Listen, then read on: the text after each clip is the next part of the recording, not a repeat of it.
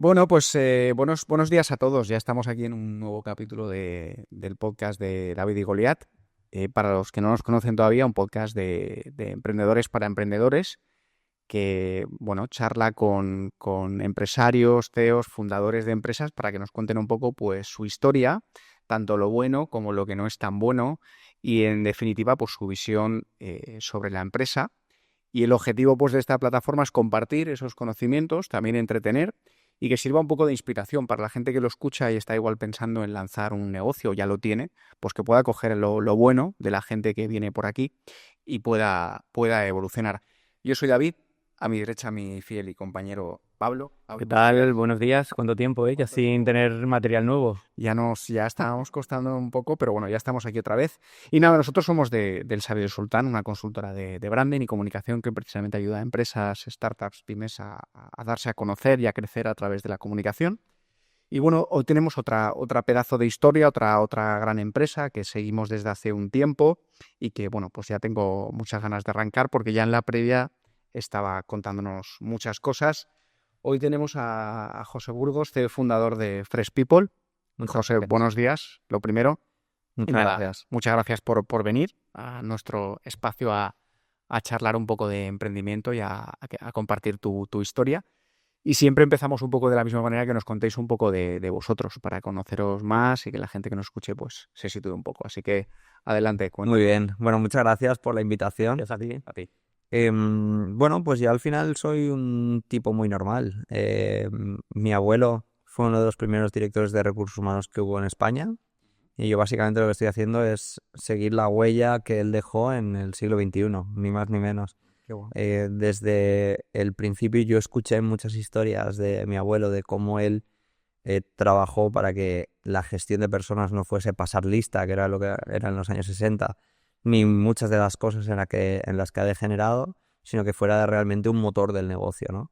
Entonces yo eso lo mamé, lo aprendí, lo viví y desde que llegué a la universidad, que yo estudié recursos humanos, estuve peleándome con mucha gente que veía que no entendían cuál era el valor de la gestión de personas para fomentar negocios mucho más eficaces y sostenibles.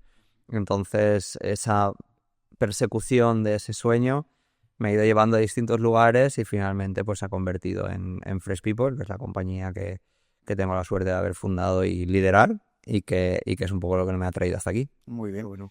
¿Y tuviste claro desde el principio esa continuidad de, digamos, de lo que hacía tu abuelo, de emprender? O sea, ¿eso lo tuviste claro desde el principio, tu vena de emprendedor, o fue algo un poco... Antes exploraste otras cosas, trabajaste en empresa o tenías claro que ibas a continuar? Yo, yo creo que emprendedor siempre he sido, no sabía que existía esa palabra. A mí siempre me ha gustado crear cosas y hacer crecer cosas o acompañar a personas que estaban construyendo proyectos. Es algo que siempre me ha ilusionado. Siempre he sentido la necesidad de hacer cosas que estuviesen alineadas con algo más que el dinero, que hubiese un para qué, ¿no? Entonces, mi primera experiencia laboral fue un emprendimiento propio con 17 años, que no salió muy bien, pero bueno, que fue una primera aventura muy interesante. Luego estuve trabajando en un par de sitios, tuve la suerte de liderar el área de recursos humanos muy joven de la sede en España de una multinacional francesa y desde ese lugar me di cuenta de la oportunidad que existía, ¿no? De, de, de proponer a las compañías una nueva manera de gestionar personas, ¿no?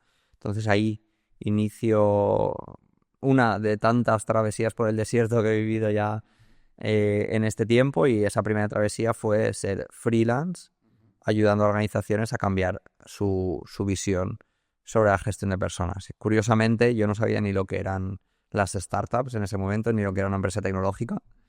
Y tuve la suerte de que los primeros clientes que tuve fueron ese tipo de compañías. Me especialicé en ellos, viví casos, grandes éxitos y grandes fracasos de ayudar a compañías a salvar los muebles en situaciones muy complejas, donde pues tenías que vivir, que era despedir al 60-70% de la compañía, construirlos de cero, tener unas rotaciones de un 35%, cosas así. Y bueno, eso es un máster que la vida me regaló. Y posteriormente A eso, en 2020, con mucha vista, en febrero del 20, nació Fresh People, que luego hablaremos, pero primero con una visión muy concreta, que luego fue evolucionando en otras travesías por el desierto que nos han traído hasta aquí. Vale, qué bueno. Pues ahora luego te preguntaré por el primer emprendimiento y también por esas travesías por el desierto. Pero antes de eso, cuéntanos qué es Fresh People. Nosotros lo que hemos construido es una tecnología que ayuda a las empresas, líderes y empleados a conseguir mejores resultados sufriendo menos por el camino. No está mal, ¿no? Suena bien, suena bien. Suena bien. Básicamente lo que nosotros hemos hecho es coger muchas de las buenas prácticas y herramientas de recursos humanos que existen en las mejores compañías del mundo y llevarlas a que eso se convierta en un software que te permite cambiar tus hábitos como líder, como empleado, como líder de líderes, si es un CEO, un director de operaciones o lo que sea, para cambiar los hábitos de gestión de personas y alinear todo el mundo a conseguir objetivos. Entonces, en un momento donde desgraciadamente encontramos que muchos de los softwares lo que hacen es vender para que hagas el check de, pues ya tengo una evaluación de mi equipo, ya tengo X, nosotros decimos, oye, esto es pan para hoy, hambre para mañana. Realmente la gestión de personas debe ser el motor del negocio y te lo vamos a demostrar, ¿no? Cambiando los hábitos de tu equipo. Vale, porque yo te quería preguntar, lo comentabas al principio con el tema de tu abuelo, ¿cómo ha evolucionado el tema de los recursos humanos, ¿no? De antes a ahora? Porque además yo creo que como espectador o como trabajador, pues la imagen siempre que uno tiene de recursos humanos es pues la típica área pues que hace las nóminas, que ejecuta los despidos y poco más. Me refiero como trabajador, ¿no? Totalmente. Nunca es difícil, ¿no? Que a veces te llegue otra cosa siendo pues un área estratégica. Entonces, ¿cómo ha evolucionado el sector? Y está cambiando todo eso, toda esa imagen que tenemos o hemos tenido todos de... Para entender cómo ha evolucionado los recursos humanos tenemos que entender cómo han evolucionado las organizaciones. Porque al final, evidentemente, como cualquier área, se adapta a las necesidades de su negocio. La realidad es que las organizaciones han ido viviendo una evolución, si lo vemos en el entorno macro, donde muy rápido han pasado de la importancia del coste, bueno, previamente al coste el ser capaz de producir, luego costes, luego calidad, luego diferenciación, ¿no? Y ahora nos encontramos en un punto de diferenciación radical, ¿no? Donde ya no vale con tener una marca chula, sino que además tienes que contar una propuesta de valor que te permita ser mucho más competitivo o radicalmente competitivo, ¿no? O que tu producto tenga puntos de valor, o tenga una tecnología distinta, o hable a una comunidad distinta, o genere un impacto en tu cliente totalmente distinto, ¿no?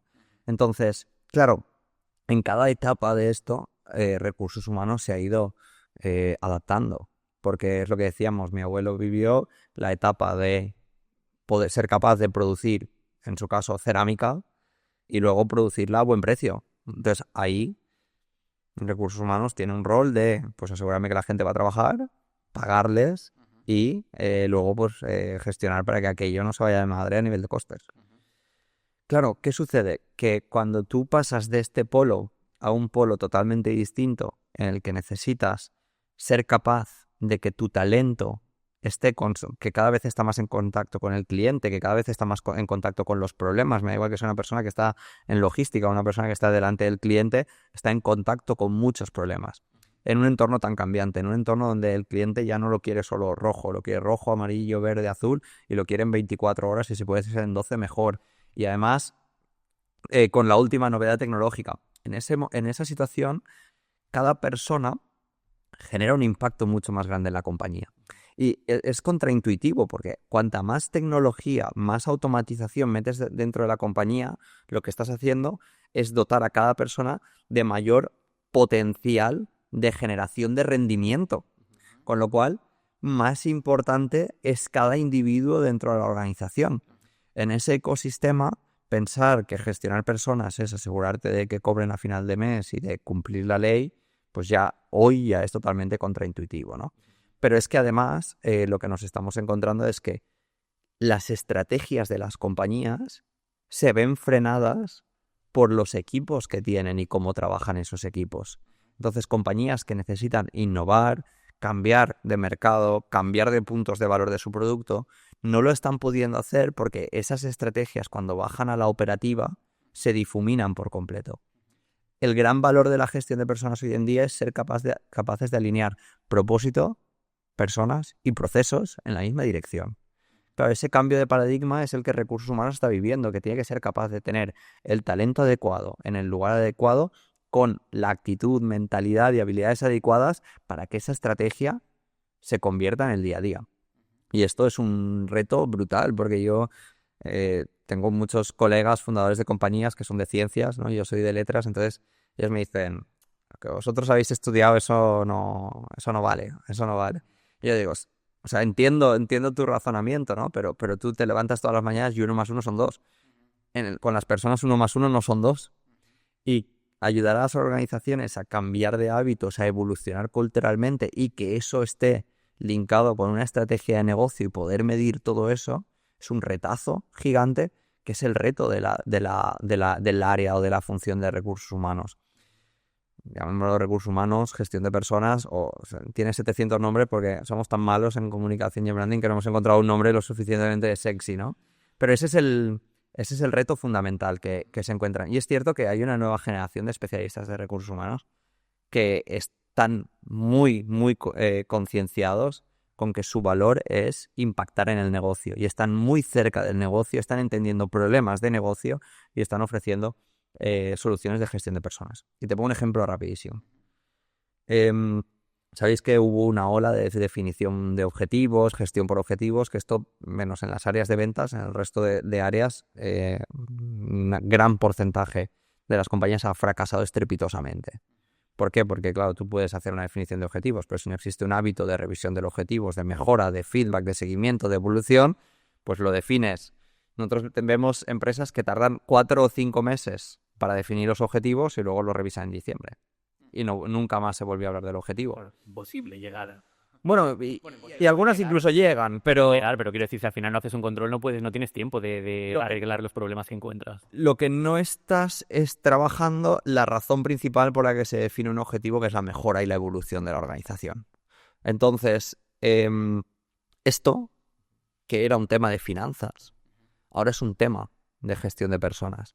Porque no es definir un objetivo, es qué calidad del objetivo defino, cómo de alineado está con los otros objetivos, cómo los líderes van a compartir esos objetivos con su equipo cree en estos objetivos, tienen las habilidades necesarias para conseguirlo, cómo les vamos a ayudar a que quizás hoy no son las personas que tienen que ser para conseguir esos objetivos, pero les tenemos que ayudar a evolucionar. ¿Qué decisiones tengo que tomar? ¿Qué personas tienen que salir? ¿Qué personas tienen que entrar? ¿Qué hábitos necesito dentro de la organización para que conseguir esos objetivos se convierta en el día a día de la compañía? Y este cambio de paradigma es la gran evolución de la gestión de personas. No es fácil, evidentemente, porque estamos hablando de personas, pero ya hay muchas compañías que están trabajando en esta dirección. Entiendo.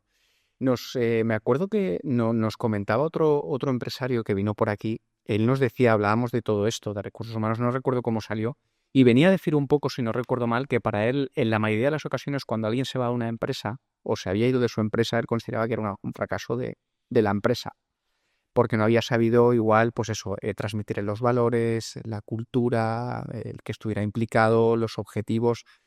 ¿Tú estás de acuerdo con eso? ¿Crees que habitualmente habrá, entiendo casos que no, pero muchas veces es por esa falta igual de que la empresa o el líder no sabe igual transmitirle los valores, los objetivos, el qué se espera de él, como A ver, o depende un poco de cada caso, no sé. aquí hay mucho gris. No es blanco o negro. O sea, yo no veo un fracaso que una persona se vaya de una organización. Eso quizás sería al principio, porque hay momentos vitales, hay prioridades, hay intereses, y simplemente te puede no encajar el momento de la compañía. Nosotros lo hemos vivido mucho en todos estos cambios que luego hablaremos. Ha habido gente que ha levantado la mano y ha dicho, esto a mí no me interesa. Oye, pues fenomenal. Eso no lo veo un fracaso. Lo veo una situación que tiene que ser gestionada de manera estratégica, eso sí. Pero no lo veo un fracaso. Dicho eso, si tú tienes rotación en los perfiles clave de tu compañía, tienes un problema. Y ahí sí que estamos hablando es que fracaso es una palabra que no me gusta, pero sí que tienes un reto delante importante, ¿no? ¿Por qué? Porque evidentemente una compañía y si vemos los tamaños de las organizaciones en España, estamos hablando de empresas de menos de 100 empleados, una gran mayoría, y luego cada vez más atomizadas en más de 400, 500, 1000 empleados, ¿no? Que es donde nosotros tenemos algunas de 100, 80, tal, que están muy contentos, pero nuestro principal cliente suele estar en 300, 400, 500 y de ahí para arriba. Entonces, en esos ámbitos te das cuenta de que esto se puede convertir en un problema muy importante para la organización. Entonces ahí sí, una buena alineación, una claridad sobre qué se espera de ti, cómo puedes progresar, entender las necesidades que tienen las personas y cómo tú vas a cubrir esas necesidades alineándolas con tus objetivos de compañía, ese es el reto principal, y ahí sí que estoy de acuerdo que puedes llegar a fracasar si de repente tu talento clave empieza a salir, pues entonces tú como función de gestión de personas has fracasado, ¿no? Como líder de la compañía puede ser que has fracasado. Pero lo veo como una oportunidad, porque en realidad, como las compañías están aún buscando soluciones efectivas, mira, te pongo un ejemplo muy claro. Las grandes compañías se han gastado muchísimo dinero en experiencia de empleado. Muchísimo dinero en muchas cosas relacionadas. Bueno, en Estados Unidos se ve, ¿no? A veces cuando ponen un día en no sé dónde, y ves un poco, bueno, pues lo que estamos encontrando es que eso no está impactando en la fidelización del talento. De hecho, Pensaba que sí. está impactando en fidelizar talento que quizás no es el que realmente te interesa. Vale. Y lo que se está viendo con muchísima claridad es que lo que impacta en la fidelización del talento es cuáles son tus relaciones dentro de la organización y tus oportunidades de progreso. ¿Qué relación tienes con tu equipo? ¿Qué relación tienes con tu manager? ¿Qué relación tienes con la compañía? Y cómo esta relación con la compañía te permite tú conseguir tus objetivos personales. ¿Progreso o no progreso? ¿Estoy alineado con los proyectos que me interesan o no? ¿Tengo oportunidades o no tengo oportunidades? ¿Recibo feedback o no recibo feedback? ¿Tengo unos objetivos que me motivan y me ilusionan? ¿Tengo un link, ¿no? una conexión con la cultura de esta organización? O al menos se está construyendo una cultura a mi alrededor que me hace sentir parte. Nosotros tenemos clientes muy, muy grandes que nos dicen, ostras, la gente que más está usando vuestra tecnología, nuestra tecnología está muy enfocada a la relación manager-equipo, equipo-manager, ¿no? Y desde ahí generar la información para recursos humanos. Los que más disfrutan de esto es la gente joven, que es donde más rotación tienen. ¿Sabes? Dices, ostras, pues mola. ¿Por qué? Porque están viendo que quizás en una supercorporación, que es difícil cambiar la cultura porque eso tiene una inercia que es prácticamente imposible que cambie, en tu marco, ¿no? Donde están pasando cosas distintas. Entonces, eso, yo siempre digo, ¿no? Que las empresas, digo, cuando nos contratan, acabas de ganar 6 meses de fidelización del talento solo por el hecho de que la gente dice, a ver qué pasa aquí, ¿no? A ver qué hay. Y esto ya es una oportunidad. Pero eso es un poco el trabajo, ¿no? De que sí que existe. Oye, ¿cómo voy a fidelizar el talento? ¿Cómo lo voy a linkar con una cultura que esté, una cultura efectiva para mis objetivos? O sea, yo he visto muchas empresas que la gente se llevaba súper guay y se han muerto. Y se han llevado, estaban pasándoselo bien, muriéndose la empresa. Que no digo que esté bien y que esté mal, pero que también desmitifiquemos que las culturas super fancies van a generar resultados. A mí me gusta hablar de culturas efectivas. Y según tu situación, tu negocio, pues si estás haciendo industria pesada, pues igual tu cultura no puede ser tan fancy como si estás haciendo deep tech con cero presión por resultados, porque estás... Pues no, será distinta. Puede ser potente en que enganche totalmente, pero estará alineada a tus retos de negocio. Claro. Te quería también hacer una pregunta antes de hablar más sobre Fresh People. Por lo que comentabas, que tú lo sabrás por experiencia, cuando alguien decide trabajar en una empresa, ¿cuáles son realmente los criterios de selección? ¿Qué es lo que más nos pesa? Entiendo que habrá una parte que será el salario, pero ¿qué otros factores o variables nos fijamos todos en general para decir, esta es la empresa que quiero elegir? Mira, yo te puedo hablar de mi experiencia. Nosotros durante un tiempo estuvimos haciendo mucha selección para compañías. Es un negocio que ya derivamos a otros socios para centrarnos en la tecnología desde hace 1 año y pico. Pero yo... Y suena muy naif lo que voy a decir. Pero honestamente lo he visto mucho. A partir de ciertos rangos salariales, en este país es muy difícil saltar de rango. Vale. Entonces, la gente eso lo ve, porque al final aplica ofertas y lo ve. Entonces, a partir de ciertos rangos empiezan a pesar otras cosas. Y esas cosas ya no son el dinero.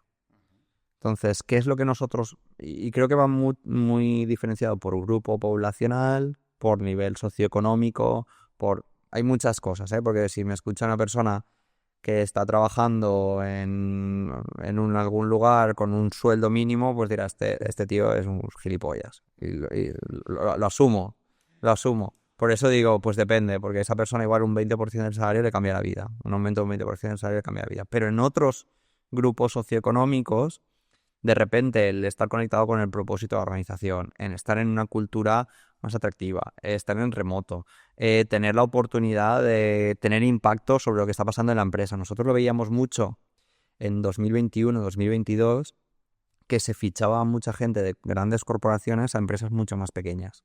¿Por qué? Porque realmente tenían esa inquietud de cambiar a proyectos donde pudiesen tener un impacto mucho más real. Y esto lo vimos mucho. Entonces, para mí, el salario tiene un peso específico, pero que desgraciadamente es muy difícil que vayas a recibir una subida de un 50% en un cambio laboral.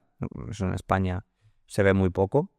Entonces ya entramos en otro tipo de situaciones donde ya pues estamos hablando de conexión con la cultura, de que te guste el propósito. Y ya cuando entras en gente con un nivel de experiencia importante, yo creo que lo que más impacta es que se crea en el negocio, que les ilusiona el negocio. Nosotros ahora que estamos fichando gente senior, lo que nos dice todo el mundo es que me lo creo. Yo, por ejemplo, hago dos cosas, para mí son buenas prácticas. Una es enseñarles el business plan. Es decir, yo voy por aquí y tengo esta visión y voy a muerte con esto. Y mi compromiso es que cada vez esto sea más probable que se cumpla. Y en segundo lugar, tengo una muy buena práctica que es explicarle a la gente los riesgos de estar en una compañía de rápido crecimiento, etcétera, y decirles, oye, esto es bajo tu responsabilidad. Yo no voy a asumir una deuda emocional contigo porque dejes un trabajo, dejes tal. Yo voy a tomar las decisiones que tenga que tomar en cada momento. Este es el riesgo y esta es la oportunidad. Tú decides. Ya valoras Tú decides. Entonces, claro, hay mucha gente que cuando ve eso, ve el negocio, ve las oportunidades y dice, joder, yo me lo creo. Sí, claro. Y lo confío, ¿no? Y claro, lo siento como parte mío. Claro. Sí. Darle el poder de... Bueno, el poder siempre estuvo ahí. Lo que pasa es que cuando tú ya vas a cierto tipo de perfiles, más importante es, pero darle a la gente la oportunidad de tomar decisiones conscientes. Yo siempre he dicho una cosa, si tratas a la gente como adultos, lo más probable es que se comporten como adultos. Si tratas a la gente como niños, lo más probable es que se comporten como niños. Entonces, cuando tú desde el día cero estás dando la oportunidad a las personas de ser adultos y de tomar sus decisiones con un nivel de información razonable, pues ya está. Además es que, desgraciadamente, lo he visto en el pasado en otras compañías, contratar gente y que luego lo que les has contado y la realidad difiera, y entonces esto no es muy interesante. yo te quería preguntar, José, por lo que estamos comentando de la retención de talento y demás antes, ¿cómo vamos con la retención de talento? Porque antes, yo recuerdo cuando hablo con mis padres, ¿no? De decir, tienes un trabajo para toda la vida. Ha cambiado mucho las cosas hasta ahora. Sí. Cada vez es más difícil retener talento, cada vez la gente rota más. ¿Y por qué rota más? ¿Es por los motivos que estabas diciendo, que no es solo importante el salario, sino todo lo demás? O sea, ¿en qué situación estamos con la rotación de talento? Es una muy buena pregunta y hay que ir un paso más atrás. Es cómo estamos en el mercado laboral. Tenemos un problema en el mercado laboral. Antes hablaba de esto en posiciones de tecnología y tal. Hay muchos sectores de muchas especializaciones totalmente distintas y mucho menos sexys que esas, con una carencia brutal. Entonces el problema empieza ahí, porque las empresas están fichando lo que pueden y no lo que necesitan. Entonces, ¿qué pasa? Que esto es que aumenta el nivel del reto cuando esa persona entra a una organización. Porque si tú fichas a una persona que es plug and play, que ya estaba haciendo lo mismo ayer y la pones hoy a hacer lo mismo en otro sitio, pues entonces es relativamente fácil, ¿no? Pero cuando esa persona tiene que llegar, tiene que vivir un proceso de formación, de aprendizaje, de adaptación cultural, de entendimiento del negocio, por muy operativo que sea el puesto, insisto, porque es que hablaba ayer con un colega que tiene una empresa de temas de bombas de agua y tal, me decía, no puedo crecer, pero no por la demanda que es ingente, es por la falta de capacidad que tiene mi compañía de generar buenos profesionales en la primera línea del negocio. Y hablábamos mucho de eso, ¿no? Y decía, joder, pues prueba esto, prueba aquello, ¿no? Pero al final esa es la realidad. Entonces, claro, si tú fichas lo que puedes, no trabajas bien la alineación, no trabajas bien el desarrollo, no trabajas bien la vinculación de esa persona con los objetivos de la compañía, la progresión, la vinculación con su equipo, etcétera, pues ¿qué te acaba sucediendo? Pues que los perfiles más válidos, pues que no son solo válidos para generar rendimientos para tu compañía, también son válidos para generar ese rendimiento para sí mismo, buscan oportunidades donde puedan ganar más dinero, claro, o que les puedan interesar más. Entonces ahí encontramos un círculo muy poco virtuoso que se está retroalimentando constantemente. A partir de ahí, pues yo creo que las organizaciones, lo higiénico en España lo hacen muy bien. Ahora la pregunta es qué hacemos con lo que no es higiénico. Formación, desarrollo, objetivos, todo eso. Se han creado los procesos, pero no están teniendo eficacia. Entonces esa es la gran discusión, ¿no? Cómo estos procesos que en teoría nos habían contado que eran los procesos adecuados para generar fidelización, desarrollo y alineación, no lo están siendo, que está fallando y que podemos cambiar, ¿no? Que es un poco donde nosotros estamos metidos. En entornos mucho más técnicos, la rotación sigue siendo alta, pero cada vez vemos a las compañías mucho más concienciadas con esto y que están trabajando mucho. Entonces, bueno, yo te diría que la nota sería buena porque el reto es muy grande. Ya, claro. ¿Y cómo lo hacéis vosotros para, quiero decirte, el software con el que trabajáis y demás, cómo funciona exactamente para retener este talento? Bueno, retener talento es una de las consecuencias. Ok. Nosotros básicamente estamos enfocados en que los líderes sean capaces de cambiar sus hábitos, sean capaces de dar feedback de manera mucho más eficaz, de definir objetivos de mucha más calidad, mucho más alineados, de tener conversaciones con su equipo mucho más potentes para realmente que de esas conversaciones salgan planes de acción, salgan seguimientos, de dar los seguimientos adecuados y de encontrar amenazas y oportunidades en su equipo. Ese es el gran impacto que generamos, ¿no? Esa capacidad de decir, ostras, voy a poder acompañar a mis managers de un comportamiento de 6/10 a un 8,5, 9 en 6 meses. Porque tienen un software que les escribe, les forma, les acompaña, les recomienda objetivos, les levanta amenazas, les levanta oportunidades. Entonces les permite entender el impacto de sus acciones e ir mejorándolas y ir guiando, ¿no? Además, en paralelo le vamos dando responsabilidad a los empleados, de que sean ellos los que propongan objetivos, que sean ellos los que digan, oye, este feedback que me ha dado mi líder, ¿qué puedo hacer con él en mi día a día? De pedir feedback a sus compañeros, de crearse sus propios planes de acción. Todo esto, evidentemente, acompañado con inteligencia artificial entrenada para cada compañía, para que todo eso esté alineado con los objetivos que tiene cada empresa o cada área específica dentro de la compañía. Me parece súper complejo, ¿no? Se lo estás contando y digo, o sea, tiene que ser una maraña de comunicaciones bestial, ¿no? Bueno, pero al final el átomo mínimo indivisible de una organización es su equipo, son los equipos. Entonces nosotros impactamos ahí, entonces se vuelve mucho más sencillo. Porque luego ya sí, por detrás, le damos a recursos humanos la visión que nunca ha tenido, que es la más valiosa, que es qué está pasando dentro de los equipos. Obvio. Claro, tú muchas veces, cuando hablas con equipos de recursos humanos, te dicen, ostras, me estoy matando para que la gente tenga objetivos, para que las personas estén evaluadas. Y sin embargo, la calidad de la información que tengo es muy baja, porque luego me encuentro con que un manager no está consiguiendo resultados y cuando voy a ese equipo y le digo, ¿qué te pasa? Me dices que la gente que tengo no me vale. Y hace 6 meses tenían todos un 8 en la evaluación. ¿Qué ha pasado aquí, no? Y no tienes más información. A partir de ahí, recursos humanos tienen que empezar a convertirse en detective.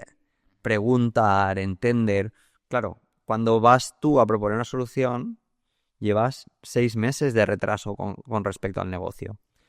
Nosotros, la gran diferencia a nivel tecnológico es que los softwares tradicionales y los softwares masivos que han salido en la parte PyME y tal, son form first. que es, oye, tú haces una evaluación, lo haces aquí y ya está, lo has digitalizado, ¿no? O tú preparas un one-to-one, lo preparas aquí, una reunión 1-1, la preparas aquí y ya está.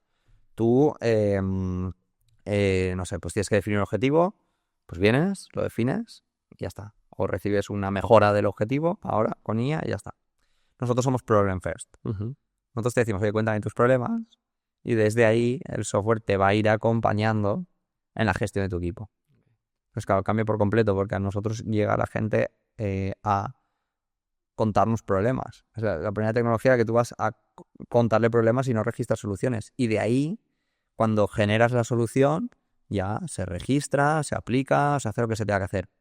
Pero digamos que no es tan complejo porque los softwares, los SaaS, han nacido en recursos humanos principalmente a base de decirle a las compañías, para escalar este proceso, Sí. lo tienes que digitalizar.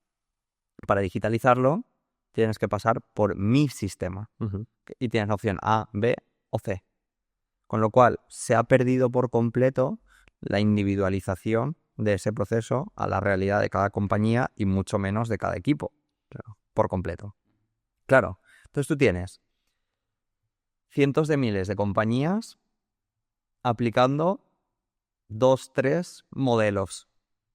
Pues, ¿no? Si tienes cientos de miles de compañías con cientos de miles de realidades, con miles de equipos con sus miles de realidades, aplicando 3 modelos, pues es una receta muy interesante para que al final eso no sirva para nada, ¿no? Nosotros, y la gran oportunidad que te abre la inteligencia artificial Eso es lo que se va a comentar. combinar escalabilidad con personalización. Claro. Porque Mira, sería inviable. Sin inteligencia artificial sería completamente inviable dar algo tan customizado a cada empresa. Claro. Y a cada equipo. Y a cada equipo, Y a claro. cada relación manager-equipo. Claro. Manager-empleado. O sea, nosotros, cada objetivo, cada plan de acción, cada conversación, cada input, se convierte en un nuevo dato que entrena tu realidad para recibir la siguiente recomendación. Claro. Claro, esto cambia por completo las normas del juego. Y eso es un poco la guía, ¿no? Cuando esto tú, además, eres capaz de escalarlo. O sea, nosotros, al principio, para lanzar una corte de 25 managers con sus equipos, sufríamos una barbaridad. Hoy me decían, no, vamos a lanzar 400 a la vez. Y yo preguntaba, ¿todo bien? Sí, todo correcto. Hasta muy sorprendido, ¿no? Decía yo, ¿Seguro que está todo bien? ¿me voy al podcast? ¿Me voy al podcast o no me voy, no? Y no, es la segunda vez que lo hacemos así. Y yo digo, o sea, pues fenomenal, ¿no? Pues me suena súper interesante, la verdad, súper innovador el proyecto, o sea que enhorabuena porque suena genial. Y yo creo que ahora, bueno, no sé si quieres preguntar algo. Yo tenía una curiosidad. Comentabas un poco que la gente, bueno, pues cuenta sus problemas, ¿no? Y eso es fácil, que la gente se abra a contar sus... Muy buena pregunta. Entonces, porque yo me acuerdo, por ejemplo, cuando estaba en alguna empresa, que simplemente te pasaban una encuesta y había como reticencias, miedos, contesto, no contesto, a ver si luego hay alguna represalia. Entonces me ha llamado la atención eso de que la gente cuenta sus problemas. Es fácil porque siempre hay como, oye, a ver si con esta información me pasa algo, ¿no? O A ver si me tiran, ¿no? por ejemplo, o algo menor, pero cierto miedo, ¿no? Muy buena reflexión. Aquí hay 2 cosas que a mí me han marcado mucho. La primera es, las compañías hacen hacer trabajo a managers y empleados que luego no sirve para nada. Eso yo lo expongo abiertamente. Las evaluaciones, las encuestas de pulsos o clima, etcétera. Muchas veces eso acaba en un impacto mínimo que es, con suerte, tú ves el resultado de eso y con suerte, ya si tienes muchísima suerte, te enteras de que han cambiado 1 o 2 cosas en la compañía. Sí, eso ya sería la leche, ¿no? Si sucediese de manera sostenible. Esto es lo primero que nosotros vimos. Lo segundo, que hay alguna aplicación de finanzas que le ha pasado, es que mostrarle a la gente la realidad. ¿No? Por ejemplo, hay aplicaciones de finanzas que te decían al final de mes, pues esta es tu realidad. Pues no les gustaba a la gente ver esa realidad y decía, pues esto no mola, pues dejo de usar la aplicación porque era más feliz. Cuando no era consciente de Cuando crees que todo va de puta madre, vas para abajo, ¿no? Efectivamente, cuando dices, pues yo era más feliz comprándome unos billetes de avión a no sé dónde, que sabiendo que no voy a poder dar la entrada de la casa que quería porque me he ido de viaje 5 veces. que tampoco es el caso de lo que pasa en España, pero sí, ¿no? Les sirve como ejemplo. Entonces, esas dos cosas a nosotros nos impactaron mucho. Entonces, ¿qué es lo que nosotros hacemos? Primero, yo no vengo a pedirte información, yo vengo a ayudarte. Vale, es un matiz importante. Claro, nuestro software es el primer software que busca al usuario en recursos humanos para ofrecerle amenazas u oportunidades de cosas que están sucediendo y que puede cambiar. Te pongo un ejemplo. Tú tienes una persona de tu equipo que está a un 20% de consecución del objetivo. El objetivo acaba en 3 meses. Tú no has hablado con él, una persona de ventas, sobre seguimiento de clientes y no has dado feedback sobre esto. Tú igual estás pensando, este tío, esta tía no consigue objetivos. Pero el software te escribe y te dice, oye, tú definiste esto, le has dado feedback una vez, pero no has trabajado esta habilidad, te quedan 3 meses, te propongo que hagamos un plan de acción vinculado a seguimiento de clientes de este tamaño. Pues tú dices, joder, lo hago, ¿no? O me lo planteo, por lo menos, me lo planteo, ¿no? Y luego hay una segunda derivada de esto, es, si lo haces, nosotros te explicamos lo que puede suceder en positivo. Con lo cual, en vez de decirte lo malo que eres, te mostramos la oportunidad que existe detrás. Ahora, y luego hay una segunda derivada, es, si no lo haces, va a existir ese tracking de que tú has recibido esas oportunidades, esas recomendaciones y qué has hecho o no has hecho al respecto. Entonces, claro, si no consigues resultados, tú digas, no, es que el equipo no me funciona, va a haber muchos argumentos alrededor de decir, ostras, pero es que tú no has trabajado esto, tú no has trabajado aquello, tal, ¿cómo te puedo ayudar? Esa es una primera situación. Y la segunda es que nosotros, el software, además de acompañarte en esto, te forma. Si tú tienes que tener una conversación difícil a raíz de esto, el software te lanza guías, te lanza vídeos formativos para que te prepares para esa conversación, te lanza incluso plantillas concretas para tener la conversación. Puedes incluso hacer un roleplay de, oye, ¿cómo creo que va a reaccionar esta persona? ¿Qué le digo? ¿Cómo le digo? Y todo esto entrenado con las buenas prácticas de la compañía, que sean distintas de nosotros. Entonces te dirá, oye, pues aquí en esta compañía, cuando tienes esta situación, queremos enfocarla de esta manera y le daríamos feedback así y haríamos esto. Claro, esto permite a recursos humanos multiplicarse. Un área que tiene un scope de personal muy limitado, le estás dando un superpoder. Claro. Pero yendo un poco a tu pregunta, es esto, yo no voy a cometer estos dos errores. Esto es lo que le digo al equipo de producto y al equipo de implementación y Customer Success. No podemos cometer estos errores. Porque si yo vengo a ti y te digo que mal lo estás haciendo, tú me vas a decir, pues mira, pues hago lo que puedo y gracias. Pero si te empiezo a acompañar y a darte cosas muy pequeñas, nosotros les decimos a los managers, vamos a cambiar la manera en la que consigues objetivos, tan solo dedicando al software 5 minutos al día. No está mal. Está súper bien. No está mal. Claro, esas son muy buenas. Sí. No está mal. Ahora ya, si no le quieres dedicar 5 minutos al día, el problema es otro.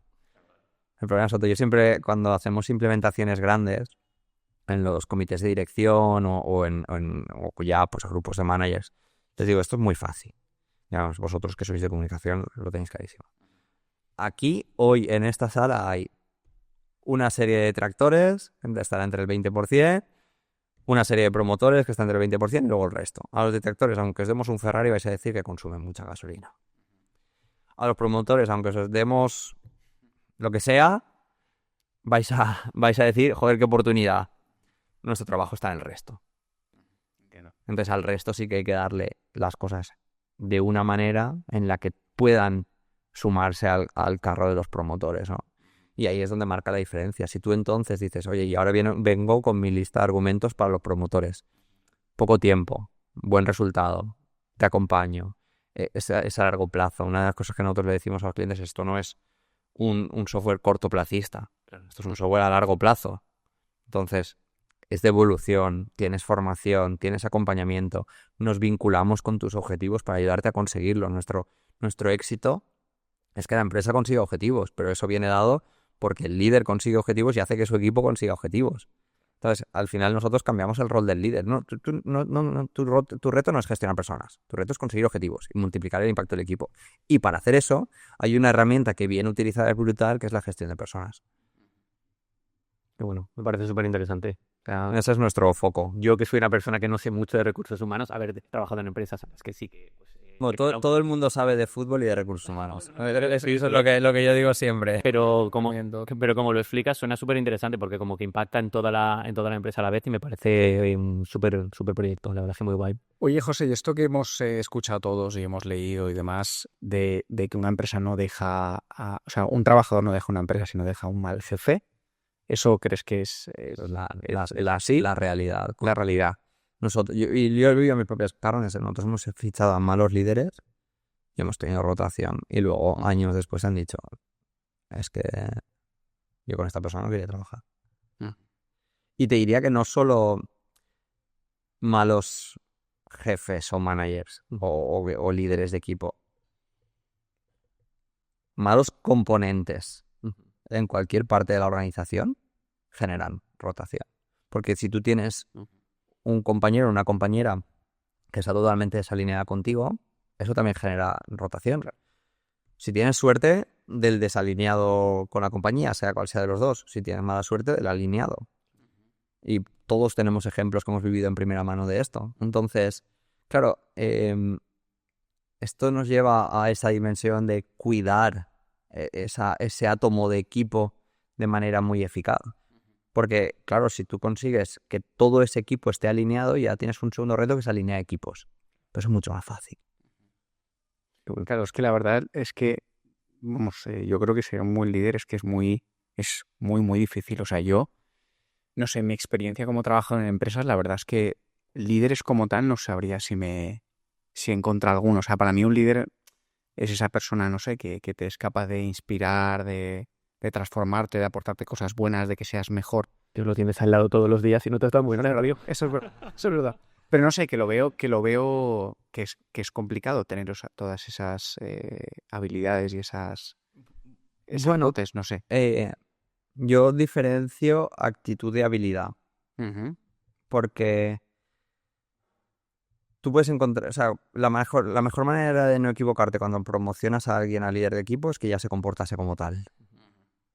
Ya está, así de fácil. Es natural, ¿no? Ahí no fallas. Ahí no fallas. Entonces, cuando tienes esto claro, te das cuenta de que hay un gran componente que es actitudinal. Luego, si hablamos un poco de mi rol y tal, yo hay una cosa que valoro mucho que es lo que llamo agencia, ¿no? Es ese locus de control interno, ¿no? De esa capacidad o esa autoconfianza que tú tienes en que eres dueño o dueña de gran parte del impacto en de los resultados que generas. Claro, eso es lo primero que buscas de un líder, que se sienta muy dueño o dueña de eso, porque entonces va a guiar al equipo a que tenga ese tipo de actitud. Luego, evidentemente, necesitas que tenga una serie de habilidades, primero de conocimiento del negocio, técnicas, etcétera, para guiar a la gente hacia un lugar adecuado, porque muchas veces dices, ostras, yo lo he visto, líderes que hacen muchos one-to-ones, que hacen mucho feedback, que hacen mucho seguimiento, pero no guían a las personas a conseguir mejores resultados de negocio. Entonces dices, bueno, pues está bien, tengo un buen animador, pero no necesariamente tengo un buen líder. Porque el rol del líder, como decía, es multiplicar los resultados del equipo. Y esto tiene que ser muy claro. Entonces, cuando tú tienes esta base actitudinal y además tienes un conocimiento fuerte del negocio según tu rol, pues ya el resto de cosas ya no son tan imprescindibles si tienes la actitud, porque las vas a ir desarrollando. Yo prefiero una persona que no haya hecho en su vida un one-to-one, y ahora hablaremos de esto, pero que tenga mucha agencia, que tenga un conocimiento del negocio y que tenga una visión pro personas, aunque no haya hecho un one-to-one en su vida, porque ya le daré yo los hábitos, tips, recordatorios, oportunidades, las pinceladas necesarias para que con 5 minutos al día eleve todo lo que ya tiene al siguiente nivel. Y encima lo alinee y sepa que lo tiene alineado con la estrategia de la compañía. Pero lo otro es más difícil de enseñar. Lo otro es mucho más difícil de enseñar. Entonces, eso es lo principal. Mira, te pongo un ejemplo. Hay muchas empresas que dicen ahora, hacer one-to-ones, sobre todo tecnológicas también, hacer one-to-ones no sirve para nada. Esto es una pérdida de tiempo. Y claro, yo cuando lo escucho digo, joder, esto es como si, por muy fundador de una scale-up o de una corporación que seas, es como decir que hablar no sirve para nada. Dice, o sea, que tú y yo nos sentemos y hablemos, eso no sirve. O sea, tú y yo tenemos que estar en una mesa y no hablar. Yo soy tu líder y no hablo contigo, no tiene ningún sentido. Pero hacer one-to-ones complacientes en los que yo tengo una plantilla que sigo donde te pregunto ¿cómo estás? ¿Qué te interesa? ¿Qué tal? Te doy un feedback y tal. Eso sirve para muy poco, honestamente. Ahora, tener conversaciones de calidad enfocadas en los objetivos, con un seguimiento, con una proactividad por parte del líder y una conciencia de que de esa conversación tienen que salir pactos concretos de mejora y de evolución. Ostras, es como decir que hablar con tu pareja para mejorar la relación de pareja no sirve para nada. No, tiene que ser, de base tiene que ser buena. Yo conozco pocas que de base son buenas, tú la construyes. Pues esto es exactamente lo mismo. Es un buen ejemplo. Es la realidad, es que al final lees a Marco Aurelio y lees a toda esta gente y básicamente, aparte de hacer muchas barbaridades, una cosa que hacía muy bien era tener conversaciones muy claras y muy definidas con personas clave de su equipo, pues evidentemente. Interesante. Yo quería proponer una cosa, porque antes de empezar el podcast, nos habéis hablado, digamos, la travesía por el desierto. Sí. Y aún no te hemos preguntado, pero me gustaría entrar en esa historia, ¿no? De la compañía, de cómo has llegado hasta el punto en el que estáis ahora. Pues con mucho sufrimiento, honestamente. O sea, yo en breve se van a publicar noticias muy buenas sobre nuestra empresa y yo muchas veces pienso, la gente, a quien le llegue, se va a quedar con eso.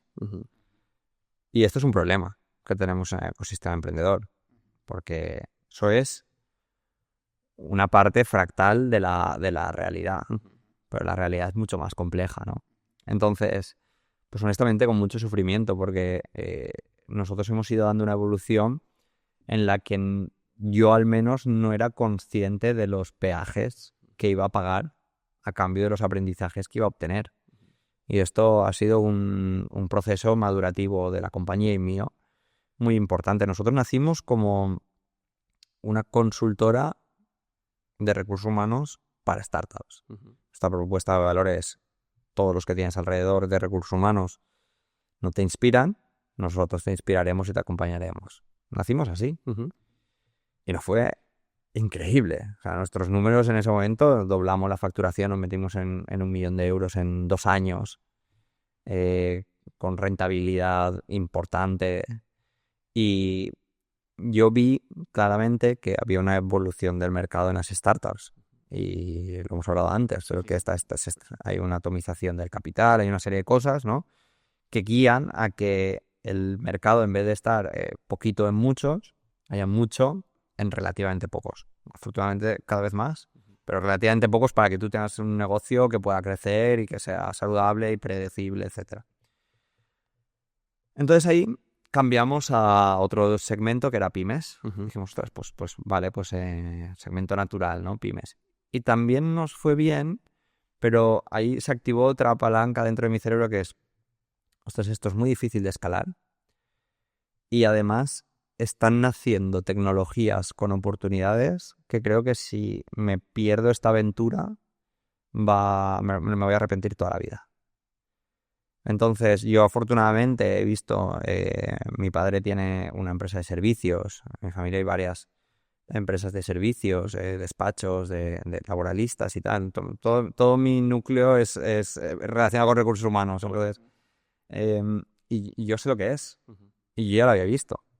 Y dije, bueno, creo que he demostrado que soy capaz de construir esto.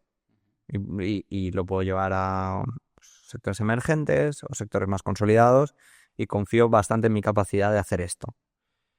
Pero creo que estamos en un momento histórico, ¿no? Que era, oye, hay nuevas tecnologías, hay nuevas oportunidades que de repente equilibran la balanza, ¿no? Nosotros competimos contra softwares gigantes y nos hemos convertido en una solución que se construye encima de ellos y tú no tienes que cambiar el software y además tienes mucho más valor, ¿no?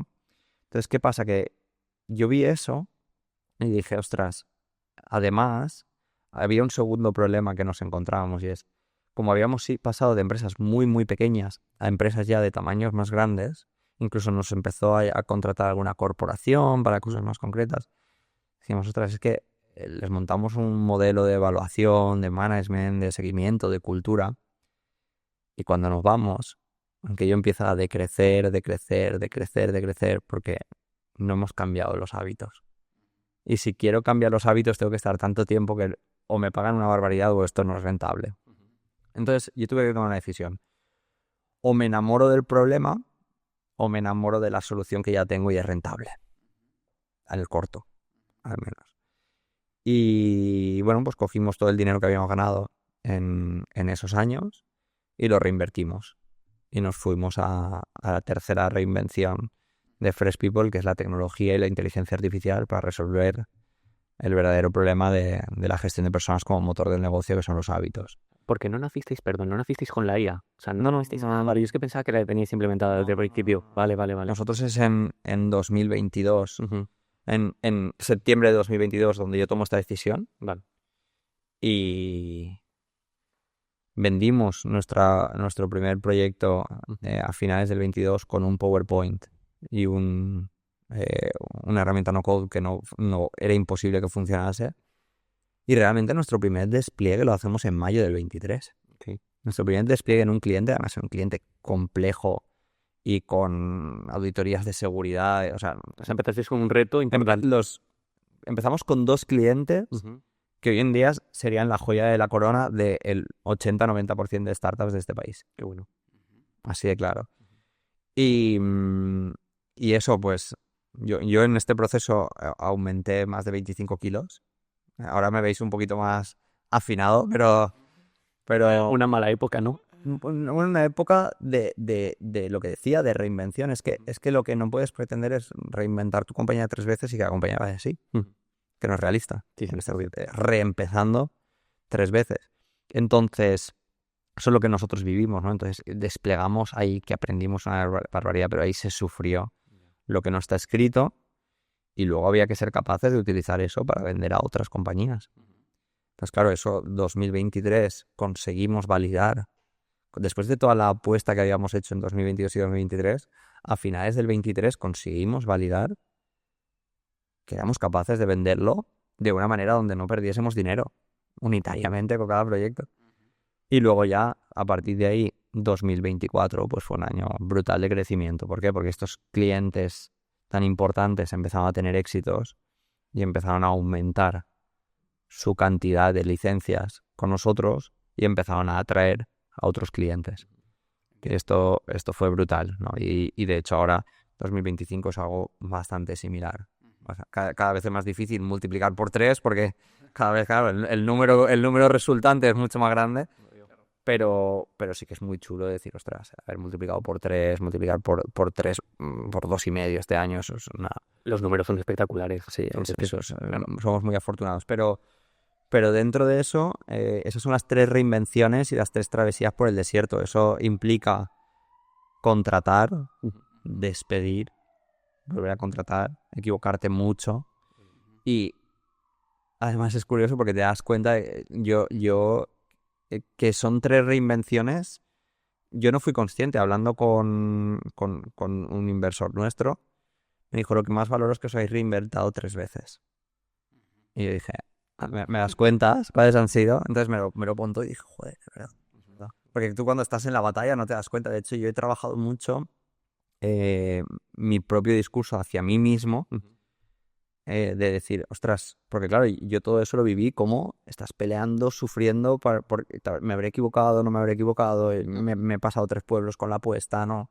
Yo lo viví así, yo no lo viví de, no, es que me estoy reinventando y evidentemente, o sea, eso sería jugar en modo fácil. La realidad es que, no sé, quizás fundadores de tercera, cuarta startup lo ven así. Yo no, yo lo vi como un camino de sufrimiento increíble para, primero, probar que la visión tenía sentido, luego que se podía vender repetitivamente, luego que la podíamos convertir en un negocio escalable, etcétera, etcétera, etcétera. Entonces, esa ha sido un poco mi experiencia. Eso yo creo que se habla muy poco, porque tú cuando ves las compañías en las que te miras, dices, ostras, qué redondo es tu modelo de negocio, ¿no? Es que funciona perfecto, ¿no? Tú vendes una licencia y luego haces la implementación y luego tal y luego cual y luego tienes servicios asociados. Entonces, claro, tú cuando escuchas las historias de las compañías o ves sus P&Ls y ves su tal... Bueno, si ves su P&L no, porque entonces sí que descubres la realidad. Pero tú cuando escuchas la historia, tú dices, ostras, me habré equivocado. No soy capaz de conseguir esto. Cuando luego gente que ha trabajado ahí o gente que ha trabajado en otras compañías te cuenta la realidad y te cuenta que ha habido compañías de ropa gigantes que cuando han abierto una vertical y se han quedado sin ropa han ido a la tienda de enfrente a comprar ropa y venderla como si fuese suya, te das cuenta de que todas las compañías viven procesos de evolución. Y que en todas las compañías, y esto es una frase de... Nosotros ahora tenemos un asesor que me está ayudando un montón, que es Pablo Grueso, ¿vale? Que es un crack y que ha vendido su compañía y ha pasado por aquí. Me dice, todas las compañías están resolviendo problemas. Te vas a elegir qué problemas te vas a enfocar más. Entonces a mí me gustó mucho y es verdad, todas las compañías, todas hasta las más grandes, ahora están resolviendo algún problema crítico. Entonces, ¿por qué tú no ibas a tener problemas críticos? Claro. Entonces, claro, cuando descubres eso y empiezas a trabajar con esa visión, dices, ostras, claro, miras para atrás y dices, ostras, ¿cuántos problemas hemos resuelto, no? Lo que hablábamos antes.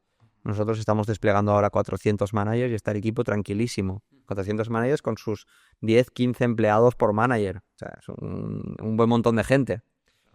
Y está el equipo tranquilo porque ha vivido eso 15 veces, porque tiene unos sistemas con una detección temprana de cualquier error que hace un año no existían.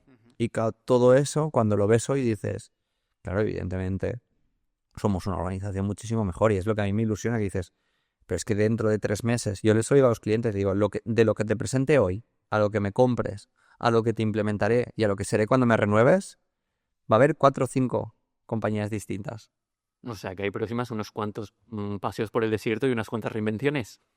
Evoluciones, por lo menos. Evoluciones, bueno, es necesario. Es básico y creo que es la mentalidad. O sea, y luego cuando hablábamos de diferenciación radical, en nuestro caso, una de nuestras, no se las voy a contar, porque pero una de ellas es la velocidad. La velocidad. Equipos pequeños, la ventaja competitiva que tienen por encima de todo es la velocidad. Entonces eso hay que aprovecharlo a muerte. Te quería preguntar una cosa. Has dicho 2 cosas que me han llamado mucho la atención y una ha sido capacidad de sufrimiento o sufrimiento y reinvención. ¿Crees que son 2, digamos, cualidades que debería tener cualquier emprendedor para tener éxito? Una capacidad de sufrimiento ante los problemas y el estar preparado para igual reinventarse o evolucionar. O no Yo que creo que tienen que tener un alto nivel de agencia. Uh-huh. ¿Vale? Entendido como ese locus de control interno, ¿no? Esa visión, ¿no? de autoeficaz de que puedes... Y eso es lo mejor y lo peor que tienes como emprendedor. Es lo mejor porque es tu habilidad más necesaria. Porque cuando... O sea, yo he vivido momentos duros. Es decir, ostras, ¿y ahora qué? ¿No? Y ahí, si tú no tienes eso en tu ADN, es cierto que dar el siguiente paso te cuesta mucho. Yo diría que esa habilidad marca la diferencia ahí. Uh-huh. Hay una segunda habilidad que es el optimismo, la ilusión.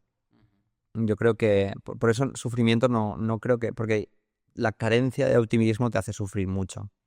Yo hablaba la semana pasada con un colega emprendedor y está en un momento complicado y me decía, ostras, ¿cómo has vivido, ¿no? Esto, ¿qué me puedes decir? ¿Qué me puedo llevar?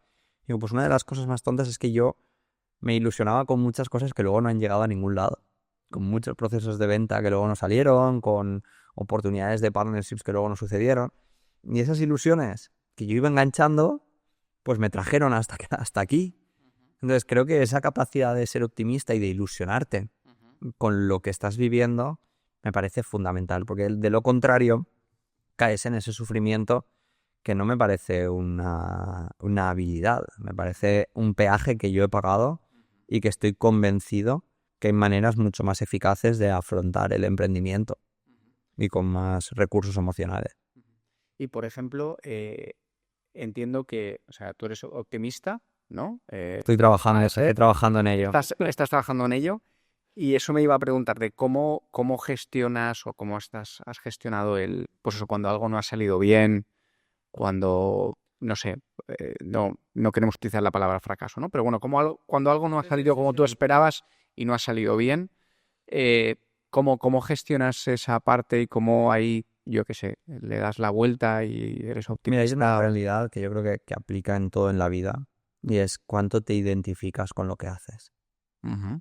Yo me había identificado muchísimo con la compañía y esto hacía que no pensase con claridad. Las alegrías alegraban mucho, las derrotas dolían mucho, pero con un nivel de identificación tan alto no lo analizas bien, no lo analizas con claridad, no es capaz de dar 3 pasos atrás y mirar tu negocio como si no fuese tuyo. Entonces esto es un grandísimo aprendizaje para mí, porque yo durante esa última travesía del 23, 24, lo que aprendí es a mirar el negocio como si no fuese mío. Y entonces desde ahí analizarlo, verle las dificultades, verle las oportunidades, verle las carencias, soltar cosas que igual me importaban mucho pero no eran buenas para el negocio. Y ese ha sido mi gran camino de observar mi negocio como un analista del propio negocio. Entonces, claro, eso te vuelve muy estratégico y te vuelve muy libre. Una de las cosas que más he pecado es de intentar agradar a todo el mundo. Yo como emprendedor he sido un emprendedor que le ha costado mucho decir no. Me ha costado muchísimo y me ha costado mucho confrontar opiniones de todos los stakeholders, equipo, inversores, clientes, sociedad. Me ha costado mucho confrontar opiniones. Entonces, esto ha sido una cosa que no te trae nada bueno, porque si intentas contentar a todo el mundo, pues igual los contentas a todos, pero no, te cargas el negocio por el camino. Entonces, la evolución que yo he dado es decir, no, yo necesito ser libre para tomar decisiones. Cualquier decisión, las que sean mejores para el negocio, y luego me equivocaré, pero asumiré la responsabilidad, sea cual sea.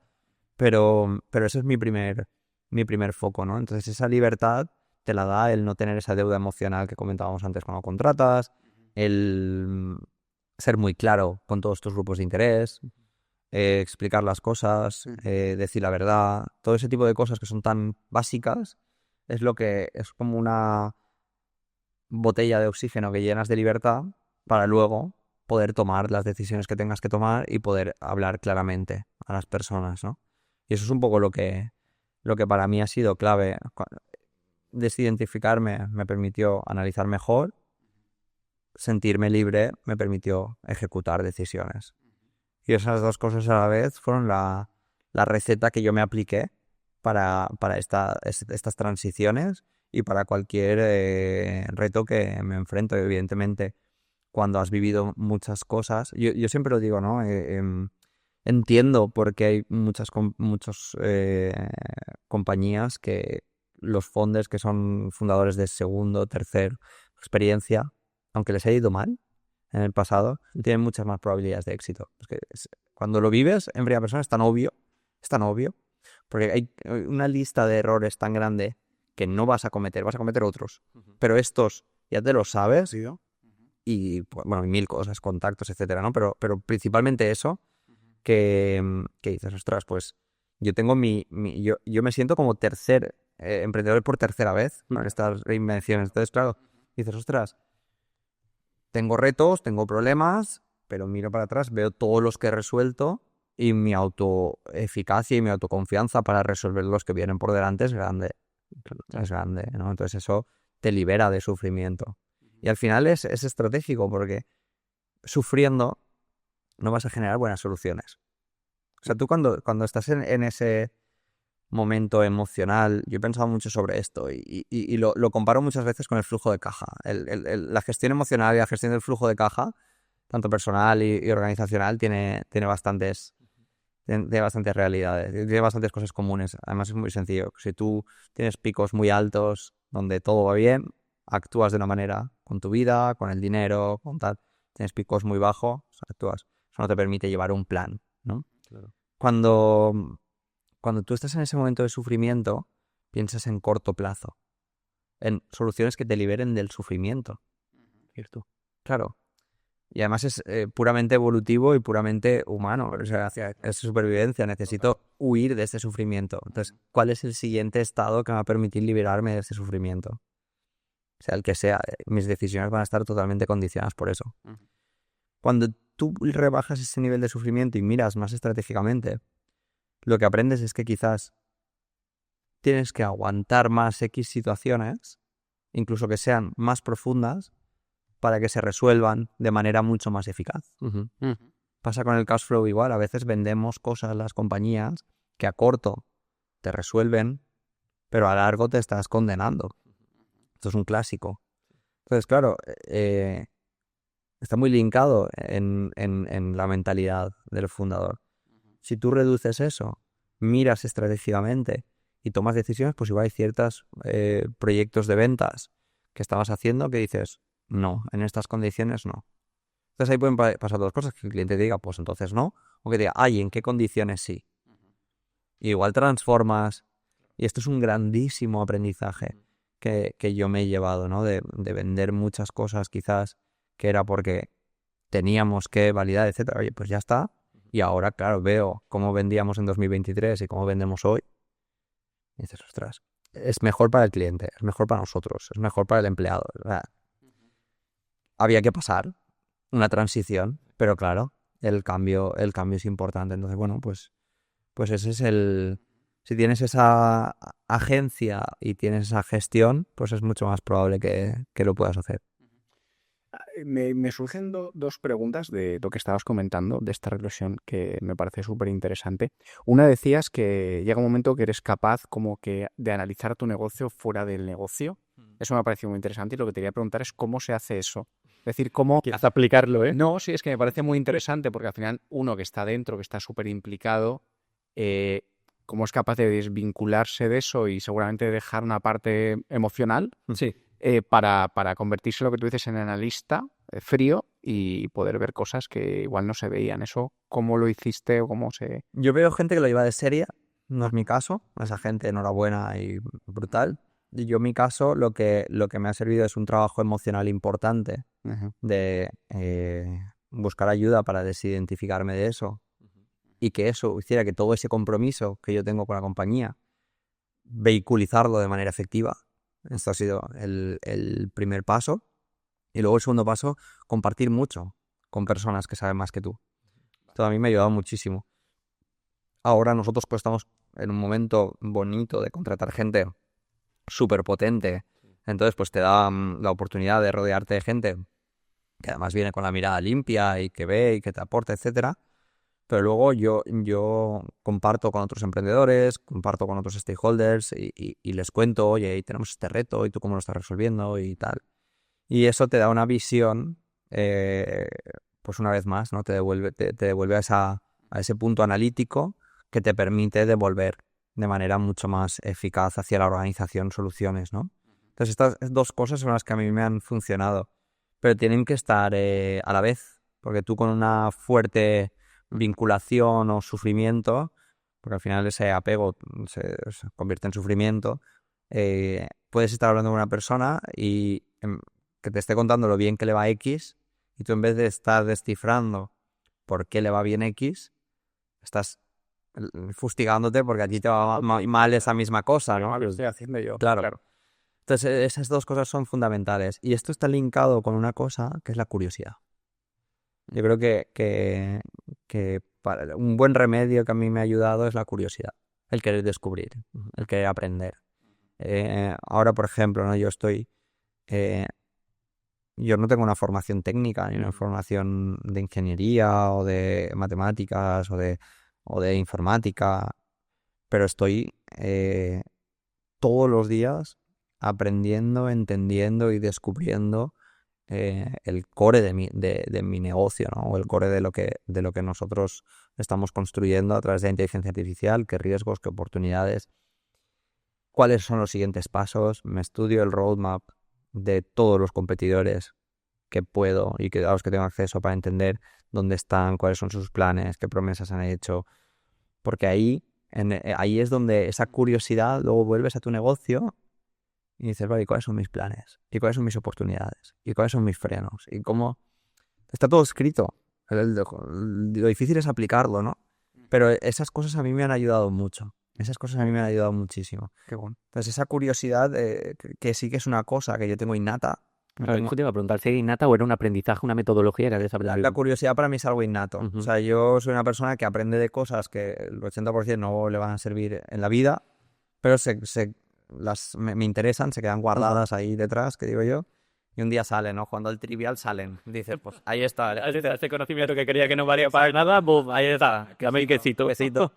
Pero poco más, ¿no? Pero esa curiosidad yo sí que tengo la suerte de tenerla innata, ¿no? Entonces luego pues la puedes extrapolar a lo que más te apasiona, ¿no? Que en este caso es a mí, pues mi empresa. Claro, yo es que lo pensaba, digo, la curiosidad está muy bien como un valor innato, pero creo que también se puede hacer una metodología, ¿no? Por lo que decías de estudiar el roadmap y tal, creo que al final sí que te puedes poner unos hábitos para si no tienes esa curiosidad, Exacto. aplicarla y decir, esto es bueno para mi negocio, yo no me sale naturalmente, pero voy a hacer este esfuerzo. Al final es trabajo, al fin y al cabo. De hecho, yo conozco fundadores que hacen eso y que se guardan 3 horas a la semana para hablar con otros emprendedores o para hablar con gente del sector o para hablar de tal.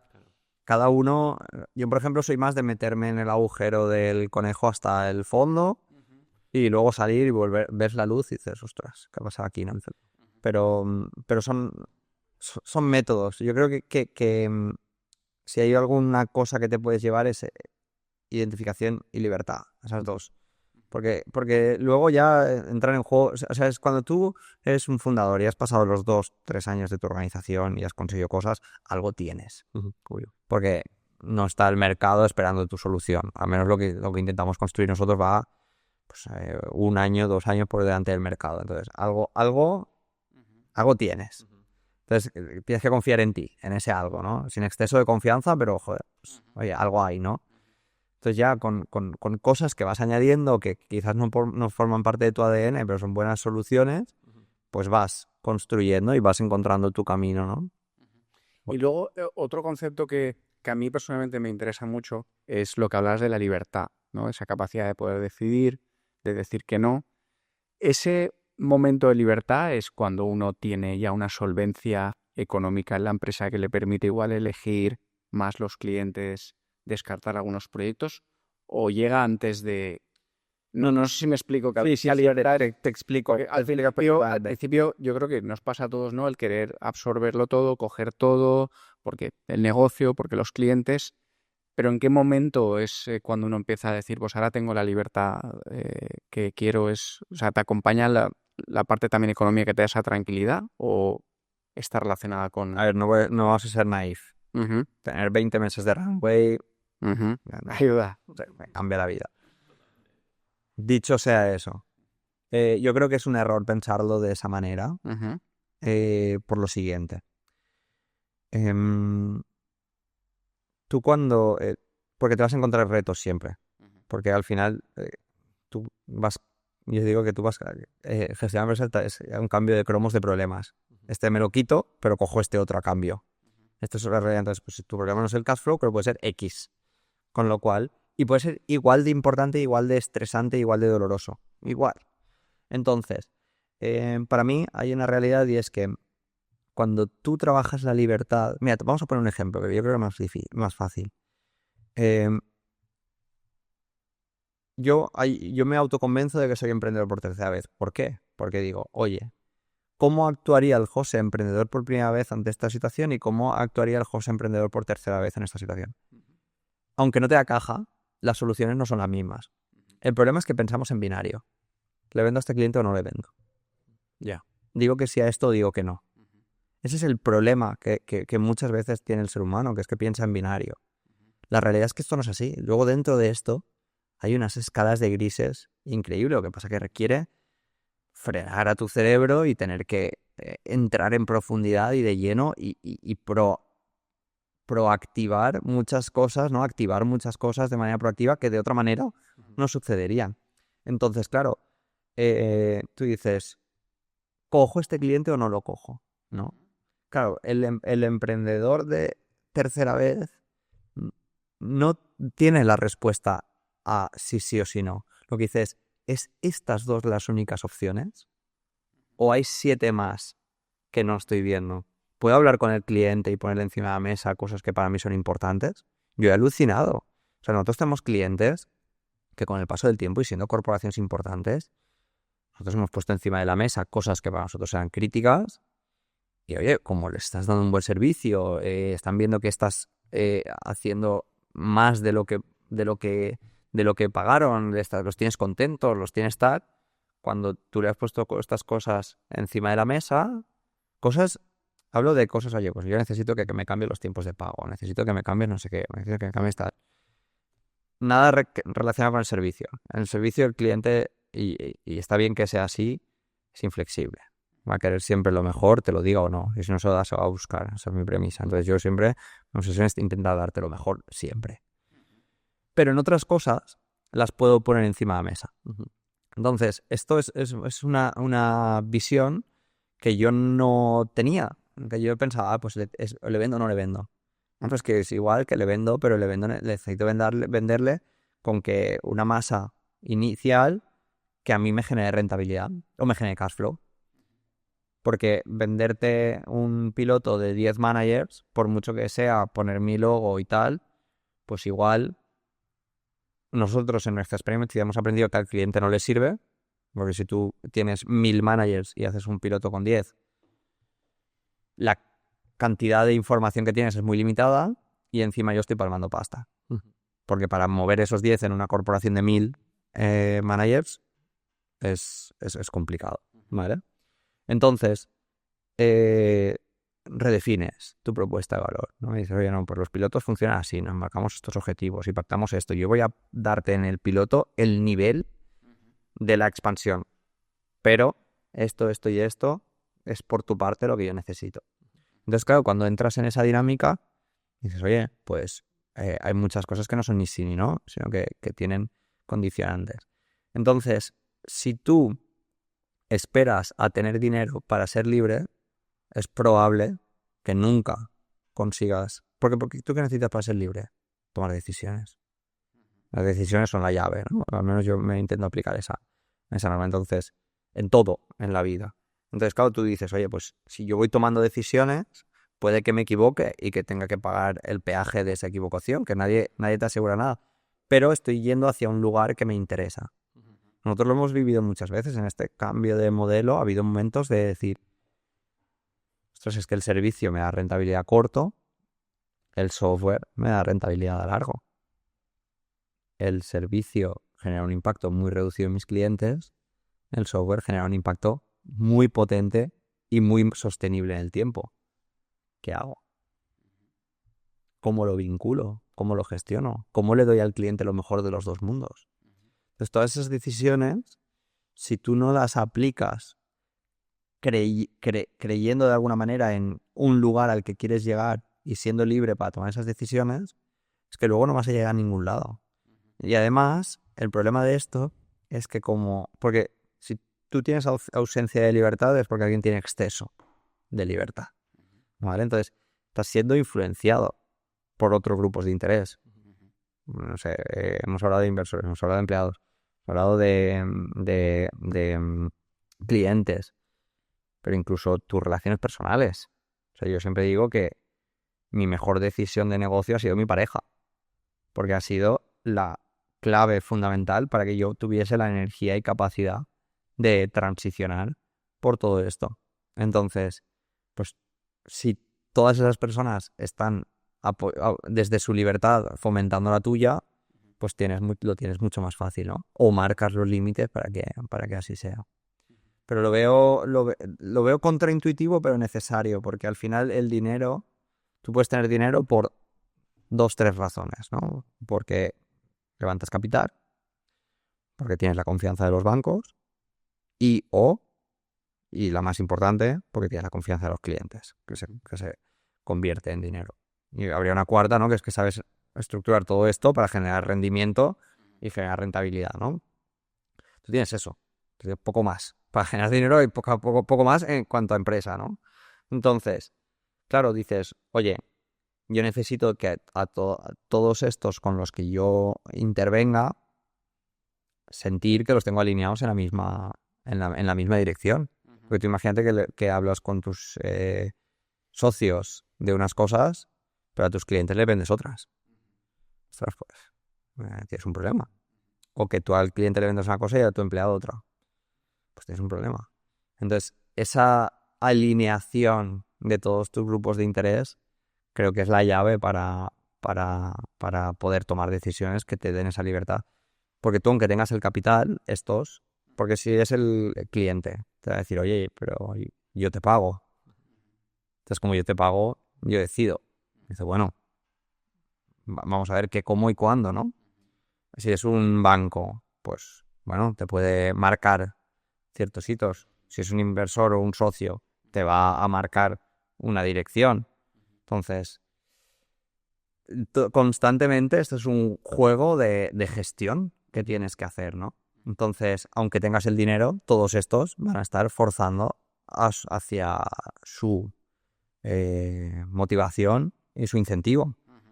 Y tú tienes que ser capaz de que todos esos incentivos estén lo más alineados posible y que estén alineados con los incentivos de la empresa, evidentemente. Total.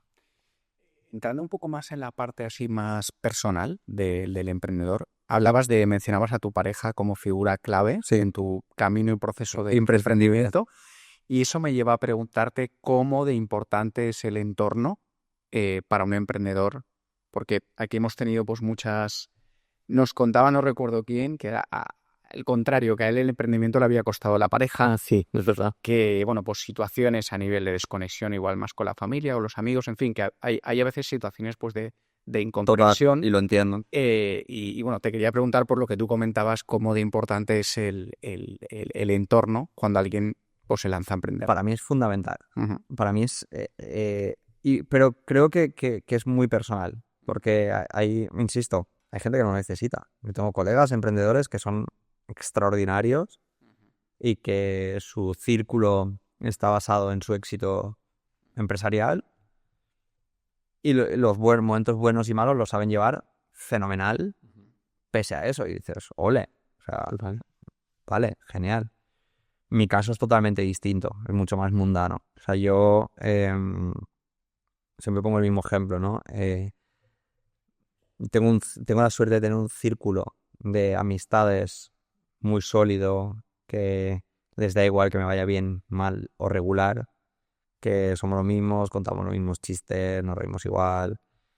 A mí me dieron el reconocimiento del Forbes 30 Under 30 y ese día yo flipé, yo no lo sabía, y de repente te empieza a escribir muchísima gente que conoces, gente que no, clientes, o sea, es una maravilla. Yo he tenido corporaciones que la persona de recursos humanos me ha llamado el presidente. Me ha dicho, ostras, nosotros trabajamos con estos, ¿no? O sea, que es algo que dices, wow, ¿no? Sí. Entonces yo tenía todos esos WhatsApps, que era una lista brutal de gente que te da la enhorabuena, que se alegra, que tal, que te pregunta, gente que hace X tiempo que no hablas con ellos y dices, ostras, no sabía que tenías una empresa, pues cuéntame lo que haces, que te puedo ayudar. Y eso es increíble. Y luego tenía el grupo de mis amigos que habían hecho un montaje con la lista de men's health, de los hombres más sexy, y había engordado ahí 25 kilos y hacía la broma de en esta no vas a salir, ¿no? Esto creo que vale todo el oro del mundo. Esto vale todo el oro del mundo, ¿no? Entonces, eso, la pareja, la familia, yo he conseguido entender que soy el mismo, mi proyecto empresarial vaya bien, mal o regular. Y esto es fundamental porque yo he llegado muchas veces a casa llorando y muy frustrado y con un nivel de ansiedad gigante sobre cosas que nos íbamos enfrentando en todo este proceso.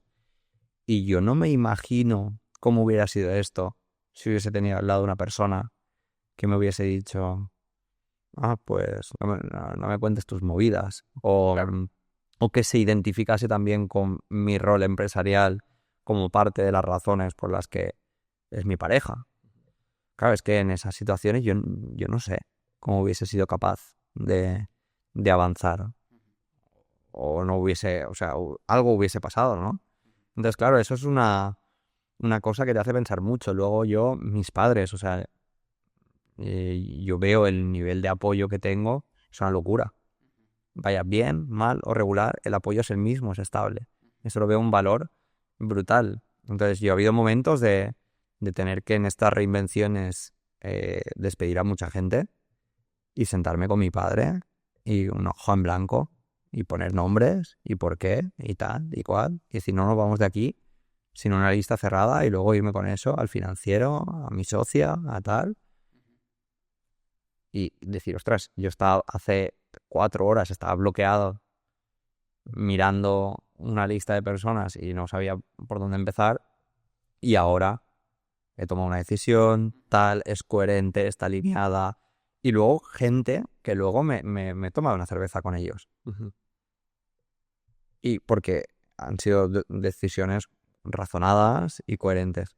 Claro, yo he tenido otras relaciones en las que mi rol profesional o mi estatus marcaba mucho el funcionamiento de la relación y dices, ostras, qué pérdida de tiempo y qué pérdida de energía cuando esto no tiene nada que ver.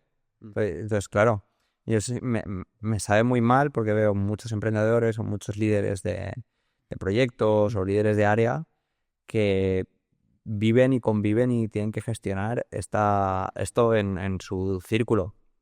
Y me siento un privilegiado. De hecho, mis amigos dicen, ostras, eres el dinamizador del grupo cuando en teoría es de los que menos tiempo debería tener. Y digo, ya, pero es que soy tan consciente De lo que tengo. de lo valioso que es esto que estoy muy dispuesto a fomentarlo y cuidarlo. Porque para mí es un eje imprescindible dentro de mi día a día. Entonces eso pues es una cosa que creo que marca la diferencia para mi forma de ser y para mi forma de vivir las cosas, que probablemente no sea la de otros. Una cosa que has comentado, que bueno, me ha parecido muy dura y te quería preguntar por esa experiencia, ¿cómo te afectó, cómo afecta a una persona lo que has comentado antes de tener que hacer una lista de personas que tienes que prescindir, hacerlo desde un punto de vista racional? Entiendo que dejar al lado cualquier vínculo que pueda haber. Sí.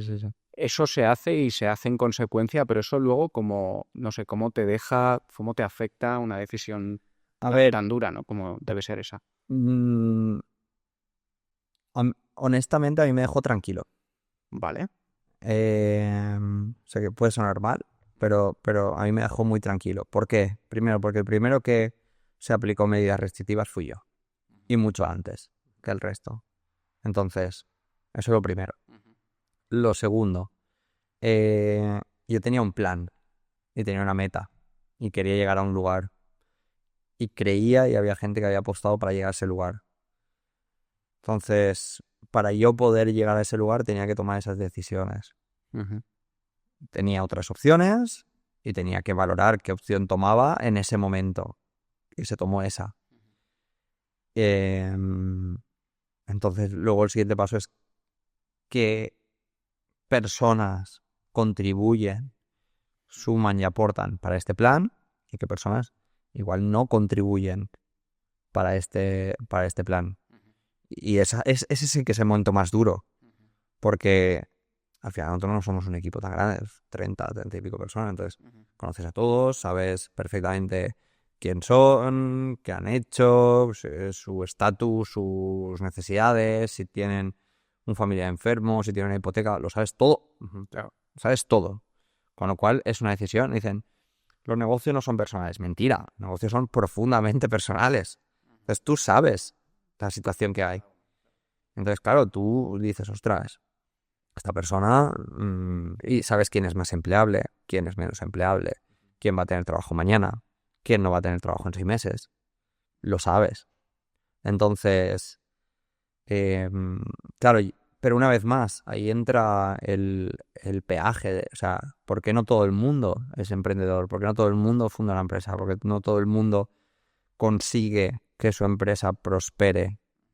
Pues entre otras cosas, por esto. Porque ahí tú tienes que empezar a tomar decisiones. Tienes que empezar a entender la realidad. Y luego, es lo que decía al inicio. ¿Cómo has gestionado a esas personas en el pasado? Porque tú quizás has hecho todo lo mejor que está en tu mano y has dado claridad, y has dado visibilidad, y has dado oportunidades, y has hecho lo que tenías que hacer. Entonces, a partir de ahí, tú tienes un negocio que gestionar. Y a mí me ayudó mucho pensar en qué empresa, lo hablo ahora mucho, hubo una persona en nuestra compañía que fue madre y entró poco antes, o sea, se fue de baja poco antes de las salidas y por circunstancias ha vuelto hace poco, ¿no? De las últimas salidas, a inicios del año pasado, y ha vuelto hace poco. Y le dije, te dije que cuando volvieras ibas a tener una empresa distinta. Y me dice, ostras, José, estoy alucinando. O sea, esto es otra compañía. Y yo, una de las cosas que a mí me permitía era decir, ¿qué empresa le dejo a los que se quedan? ¿Sabes?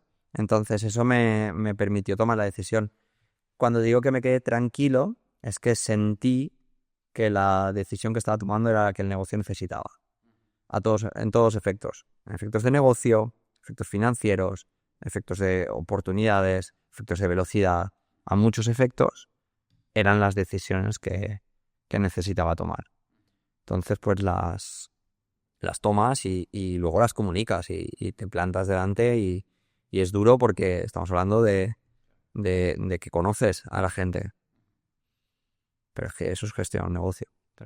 Me suena súper complicado lo que comentas ahora, ¿no? De que la empresa son personas, pero a la vez hace un rato comentabas lo de la distancia. Buscar esa dualidad, ¿no? Entre la distancia y luego las cosas tan personales, lo que decías. Sé quién tiene una hipoteca, quién va a estar desempleado 6 meses, quién tiene un familiar enfermo. O sea, tiene que ser súper complicado el decir, tengo que mirar esto con unos ojos de análisis desde fuera, sabiendo todo lo que sé. Sí. Es un punto Sí, difícil de llevar. Por contra, eso tiene una oportunidad y es que los equipos pequeños, como te conoces muy bien, pueden ser mucho más rápido que los equipos grandes. Entonces, al final es intercambio de cromos. Equipo grande pues tiene ventajas e inconvenientes, equipo pequeño tiene ventajas e inconvenientes.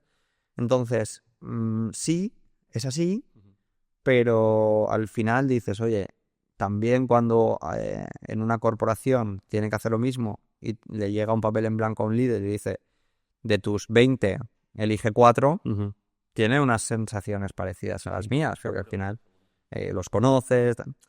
Oye, pues al final tú tienes un negocio que gestionar, tienes una realidad que construir, tienes una visión. Si quieres llegar a esa visión, tienes que tomar decisiones duras. Es una cuestión de prioridades. Al final, si la prioridad es esa, pues... Bueno, es que una empresa tiene que progresar. Porque si no progresa, o sea, no hay término estándar. O decrece o empeora, o progresa y mejora, ya sea creciendo, evolucionando, lo que sea. Entonces, para progresar hay que tomar decisiones y hay que tomar decisiones muchas veces incómodas. Entonces, pues el hecho de tomarlas te permite llevar a la empresa sin no gustado. No tomarlas no es una opción. Claro. No, o sea, entiendo que tiene que ser súper complicado, pero sobre todo era por poner en valor lo difícil que es trabajar con personas y lo difícil que es ese momento. Sí, todo el mundo lo dice. O bueno, a nosotros nos lo han dicho. Trabajar con personas es lo más complicado. Claro. Y ahora me lo estoy imaginando y digo, claro, es que tienes que tomar decisiones empresariales y trabajar las personas a la vez. Claro. Es un momento, o sea... Claro. Yo en 2018, creo, 17, hice una lista de cosas que quería hacer antes de morirme. Y una de las cosas era tener un equipo. Tener un equipo propio dentro de una empresa propia. Y es muy divertido porque, claro, yo las cosas que pensaba que significaba gestionar un equipo propio con una empresa propia cuando lo escribí ahí, a lo que significa hoy, no tienen nada que ver, ¿no? Digo, oye, pues igual no lo hubiera escrito, ¿no? Esto hubiera escrito otra cosa. Bueno, pero es la realidad, ¿no? Que tiene cosas preciosas y tiene muchos retos. Pero es el reto del siglo XXI, el gestionar. Tú hablas con cualquier fundador de cualquier compañía. ¿Cuál es el mayor reto que te has encontrado en tu carrera profesional? Gestionar a las personas. Sí, nos lo han dicho varias veces en el podcast, o sea que sí. Pero para eso hemos nacido nosotros en Fresh People, para resolver eso o ayudar a que se consiga con el menor sufrimiento posible. Bueno, José, estamos llegando poquito a poco al final. La verdad es que está siendo una charla muy, muy interesante y muy inspiradora. Y te quería preguntar, siempre nos gusta esto, hablarlo con los empresarios que pasáis por aquí, ¿qué consejos, recomendaciones podrías darle a una persona que está pensando en emprender? Bueno, pues ¿qué crees que con todo el proceso que has pasado, todas tus reinvenciones, la experiencia acumulada, pues bueno, ¿qué podrías compartir con esas personas que están pensando dar el salto? Eso es difícil, ¿eh? Complicado, ¿no? Es difícil, porque es que hay una cosa que aprendes también cuando ves mucho, ¿no? Y entiendes mucho, es que todos los casos de éxito o de fracaso están enmarcados en unas circunstancias concretas. Y querer tú extraer la esencia de eso y llevártelo a tu realidad es un proceso muy racional, pero poco eficaz. Porque las circunstancias seguro que no son las mismas. Seguro. Pueden ser parecidas algunas de ellas. Pero si fuese tan fácil, entonces encontrarías cómo hay compañías que obtienen 7-8 millones de euros, contratan a 5 personas que ya hayan hecho lo mismo en otro lugar y aquello tendría que funcionar, ¿no? Contratas a los mejores ejecutivos y directivos de cada una de las áreas, los pones juntos y debería funcionar. Sin embargo, el track record de las empresas de este país nos demuestra que eso no es así. Vale, entonces, dicho eso, es difícil, ¿vale? Extrapolar ejemplos. No obstante, para mí, autoconfianza, número 1, imprescindible, imprescindible. Al mismo nivel que humildad. Es un balance complicado y entre humildad para mí es escuchar a los demás, tratar de entender. O sea, creo que los perfiles emprendedores, perfiles muy rápidos mentalmente, son gente que con poca información se atreve a tomar decisiones, ¿no? Porque si no, probablemente no emprenderías, pero cuando emprendes tienes muy poca información sobre el negocio que estás generando. ¿Qué pasa? Que cuando tú escuchas otras opiniones, si no tienes un nivel de humildad alto o lo trabajas, es muy fácil que tú te hagas una imagen muy rápida de lo que la otra persona te está queriendo compartir o te está queriendo decir y entonces no permee. El posible aprendizaje o conocimiento no permee. Entonces escuchar y ser muy humilde para decir, voy a afrontar esta conversación desde la curiosidad, desde el asumir que no sé cosas, no sesgarme muchas veces cuando ves a alguien que resuena un poco en tu misma frecuencia, pues te sesgas y todo lo que te dice te suena a Biblia, ¿no? Y entonces tú lo escuchas y dices, bueno, pues ya está, pues este es el camino. Y tampoco, o sea, aunque te suene fenomenal, aunque tengas una vinculación emocional con esa opinión súper fuerte, esto pasa mucho, ¿no? Cuando yo veo gente que es fan de gurús, ¿no? Entonces, cuando tú escuchas a un gurú y el 100% te encaja, sospecha, porque hay algo que no funciona. Entonces, esas dos habilidades, esa autoconfianza y esa humildad que conlleva escuchar, conlleva ser crítico, que conlleva tener curiosidad, para mí son las dos cosas fundamentales. Luego, en segundo nivel está la valentía, porque creo que el camino emprendedor exige eso. Y en tercer nivel pondría la visión. La visión.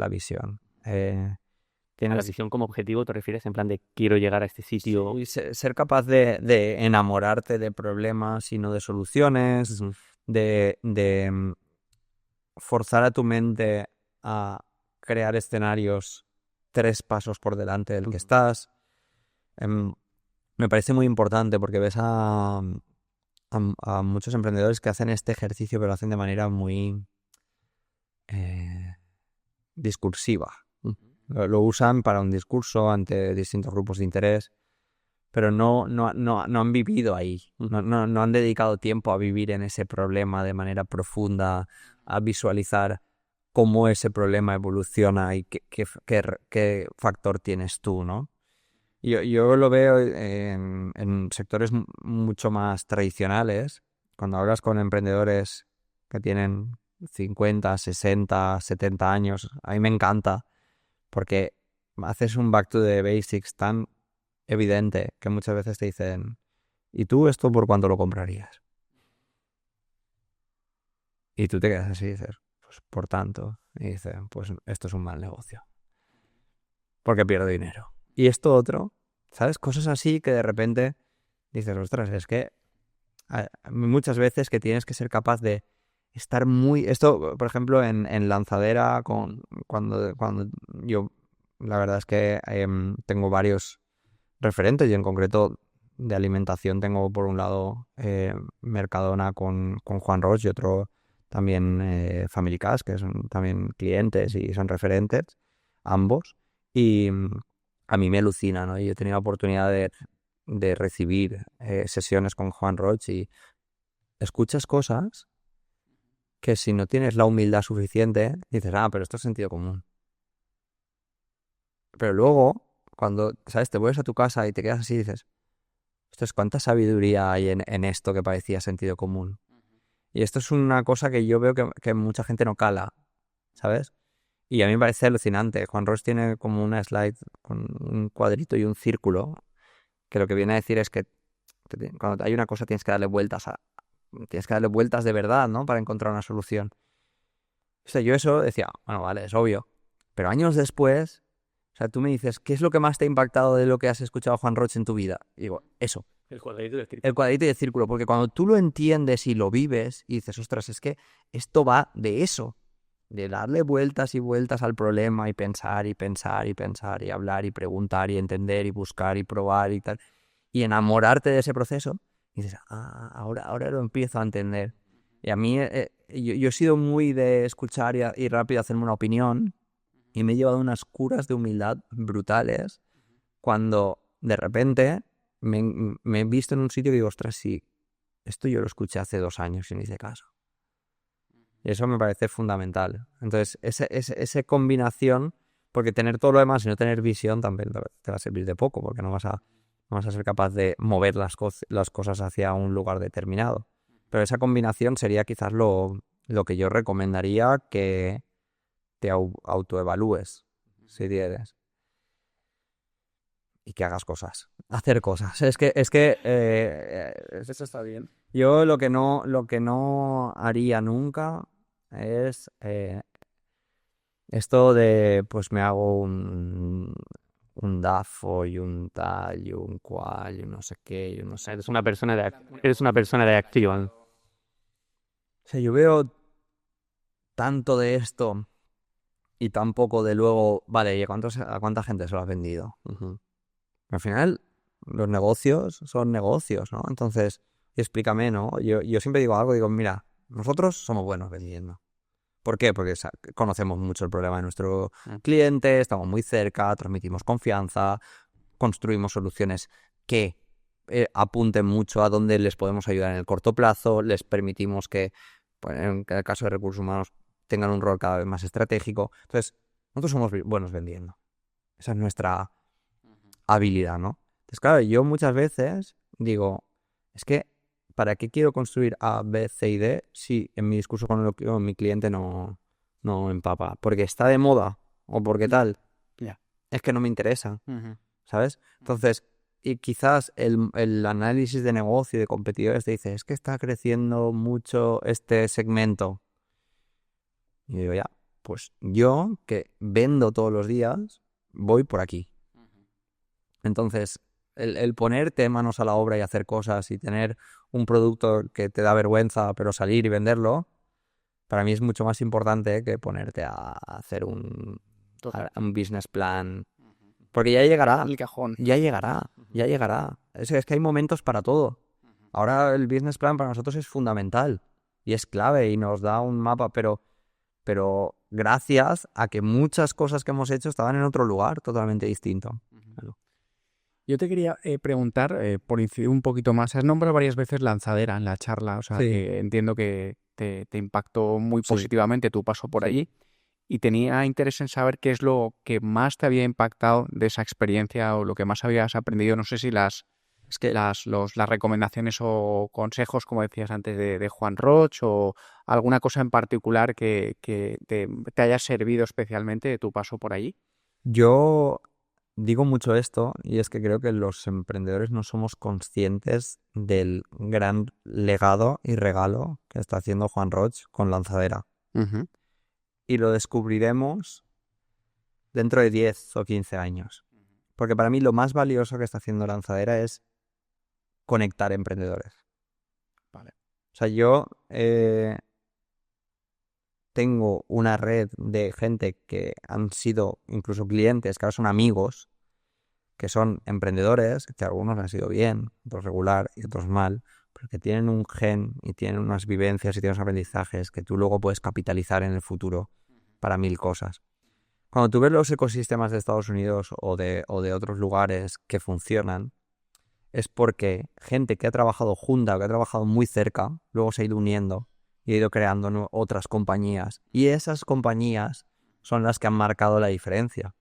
Entonces, eso es brutal y eso está sucediendo en Valencia, que es una locura. Entonces, para mí eso es lo más valioso, con diferencia. O sea, lo más valioso con diferencia es la comunidad que han sido capaces de crear, porque no es fácil, y menos en Valencia. Y además a esa comunidad dinamizarla y que te conozcas y que vivas experiencias y que tengas unas relaciones y unas vivencias unidas. Eso para mí es lo más brutal. Luego, lo segundo es poder asomarte a una manera de gestionar la compañía, ¿no? Verla desde el balcón, una manera de gestionar, porque por lo menos ves un método. Te puede gustar más, menos, te puede parecer más interesante, pero mucho mejor tener un método que no tenerlo. Entonces, pues entre 0 y 1, pues 1, ¿no? Entonces, eso es y lo tercero, que me parece una locura, es poder tener la oportunidad de compartir con este tipo de personas, yo qué sé, 1 hora y media de formación. Es que eso, creo que no hay dinero en el mundo que lo pague. Entonces, claro, eso o te lo construyes tú, lo cual es harto complicado. Yo he dicho, tengo la suerte de haber podido compartir con varios empresarios que tienen una trayectoria con empresas increíbles y haber podido hablar y tal. Y luego, claro, dices, ostras, es que esto es suerte, ¿no? O sea, te lo puedes construir, pero hay un componente de suerte importante. Pero que una persona proactivamente se ponga delante de 15, 20 emprendedores a transmitirte conocimiento, a responder tus preguntas, a formarte, y no estamos hablando de una persona cualquiera. Me parece una locura.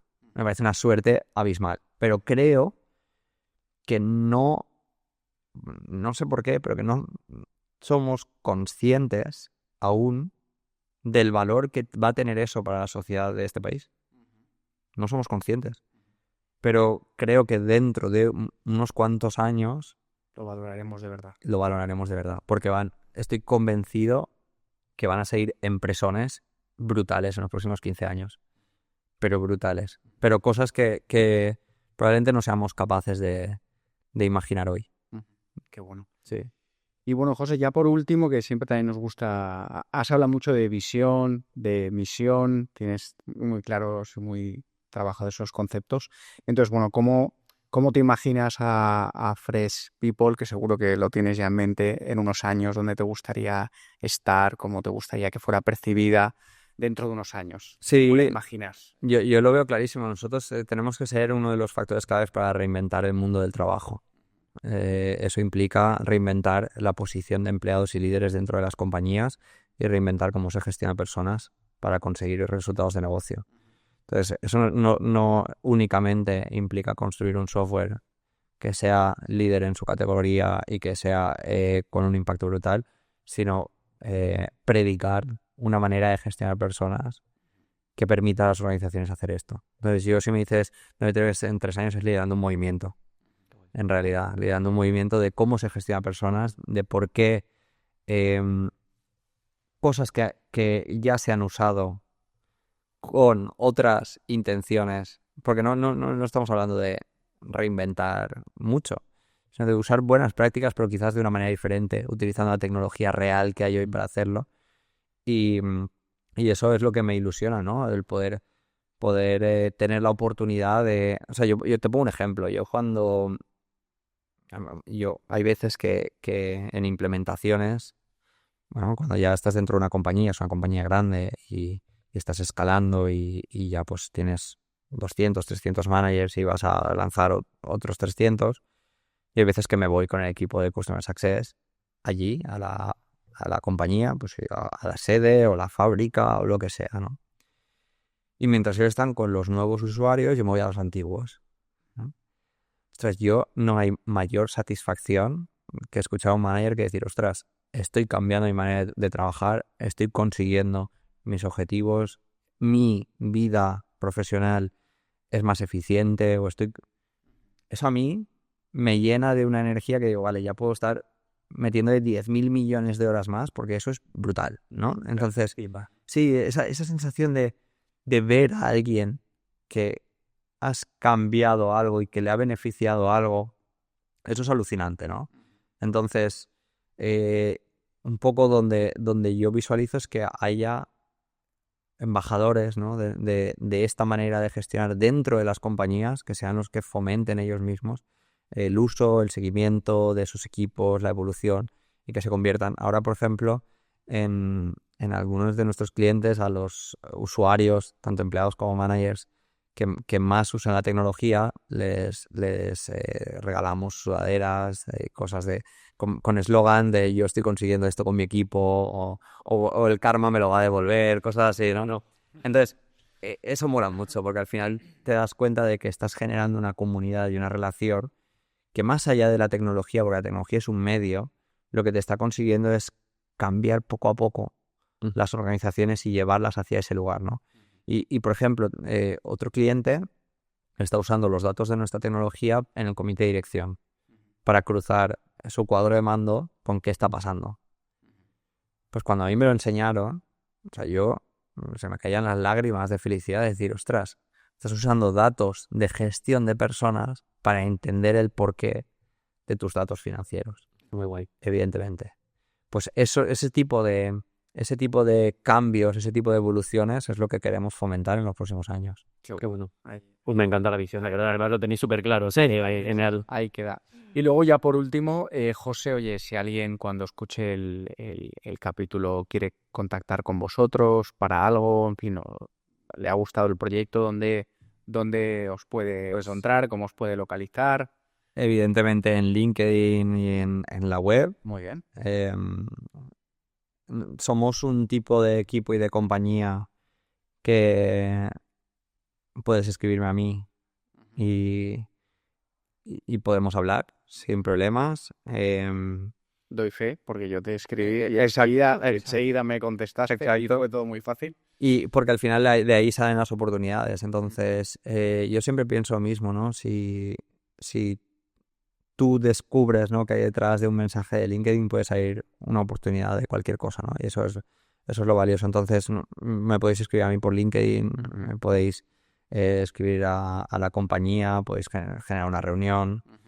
Al final hay muchas maneras de colaborar. Es cierto que nosotros estamos en un momento ahora de que seguimos, ¿no?, creciendo y evolucionando, y la solución que tenemos a día de hoy es capaz de aportar valor a un montón de compañías en distintos estadios, distintos tamaños, y muchas veces el hecho de no atreverse quizás a escribirnos o tal puede hacer que no colaboremos contigo, cuando si nos escribes vamos a encontrar 1000 maneras de ayudarte, ¿no? Y esa es la oportunidad que podemos tener. Muy bien.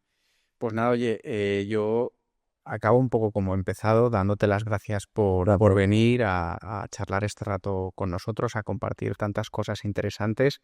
Yo creo que has dado una visión del emprendimiento muy transparente, muy auténtica, muy directa, sin maquillaje ni sin lo que decías antes de que solo se ve a veces Solo se ven las notas de prensa. Pero no se ve todo lo que hay detrás, y yo creo que eso es muy bueno. Yo he aprendido mucho, de hecho tengo un montón de anotaciones. Y yo creo que nos esperan unas charlas a ti y a mí. Pero hartas y unas cuantas reflexiones, y bueno, espero que la gente que lo vea pues también perciba lo mismo y le sea igual de útil. Y nada, oye, gracias por venir por aquí. Un placer. A vosotros por invitarme. Pues nada, yo solo quería decir, José, muchas gracias por compartir tu pasión, que se nota que la llevas intrínseca.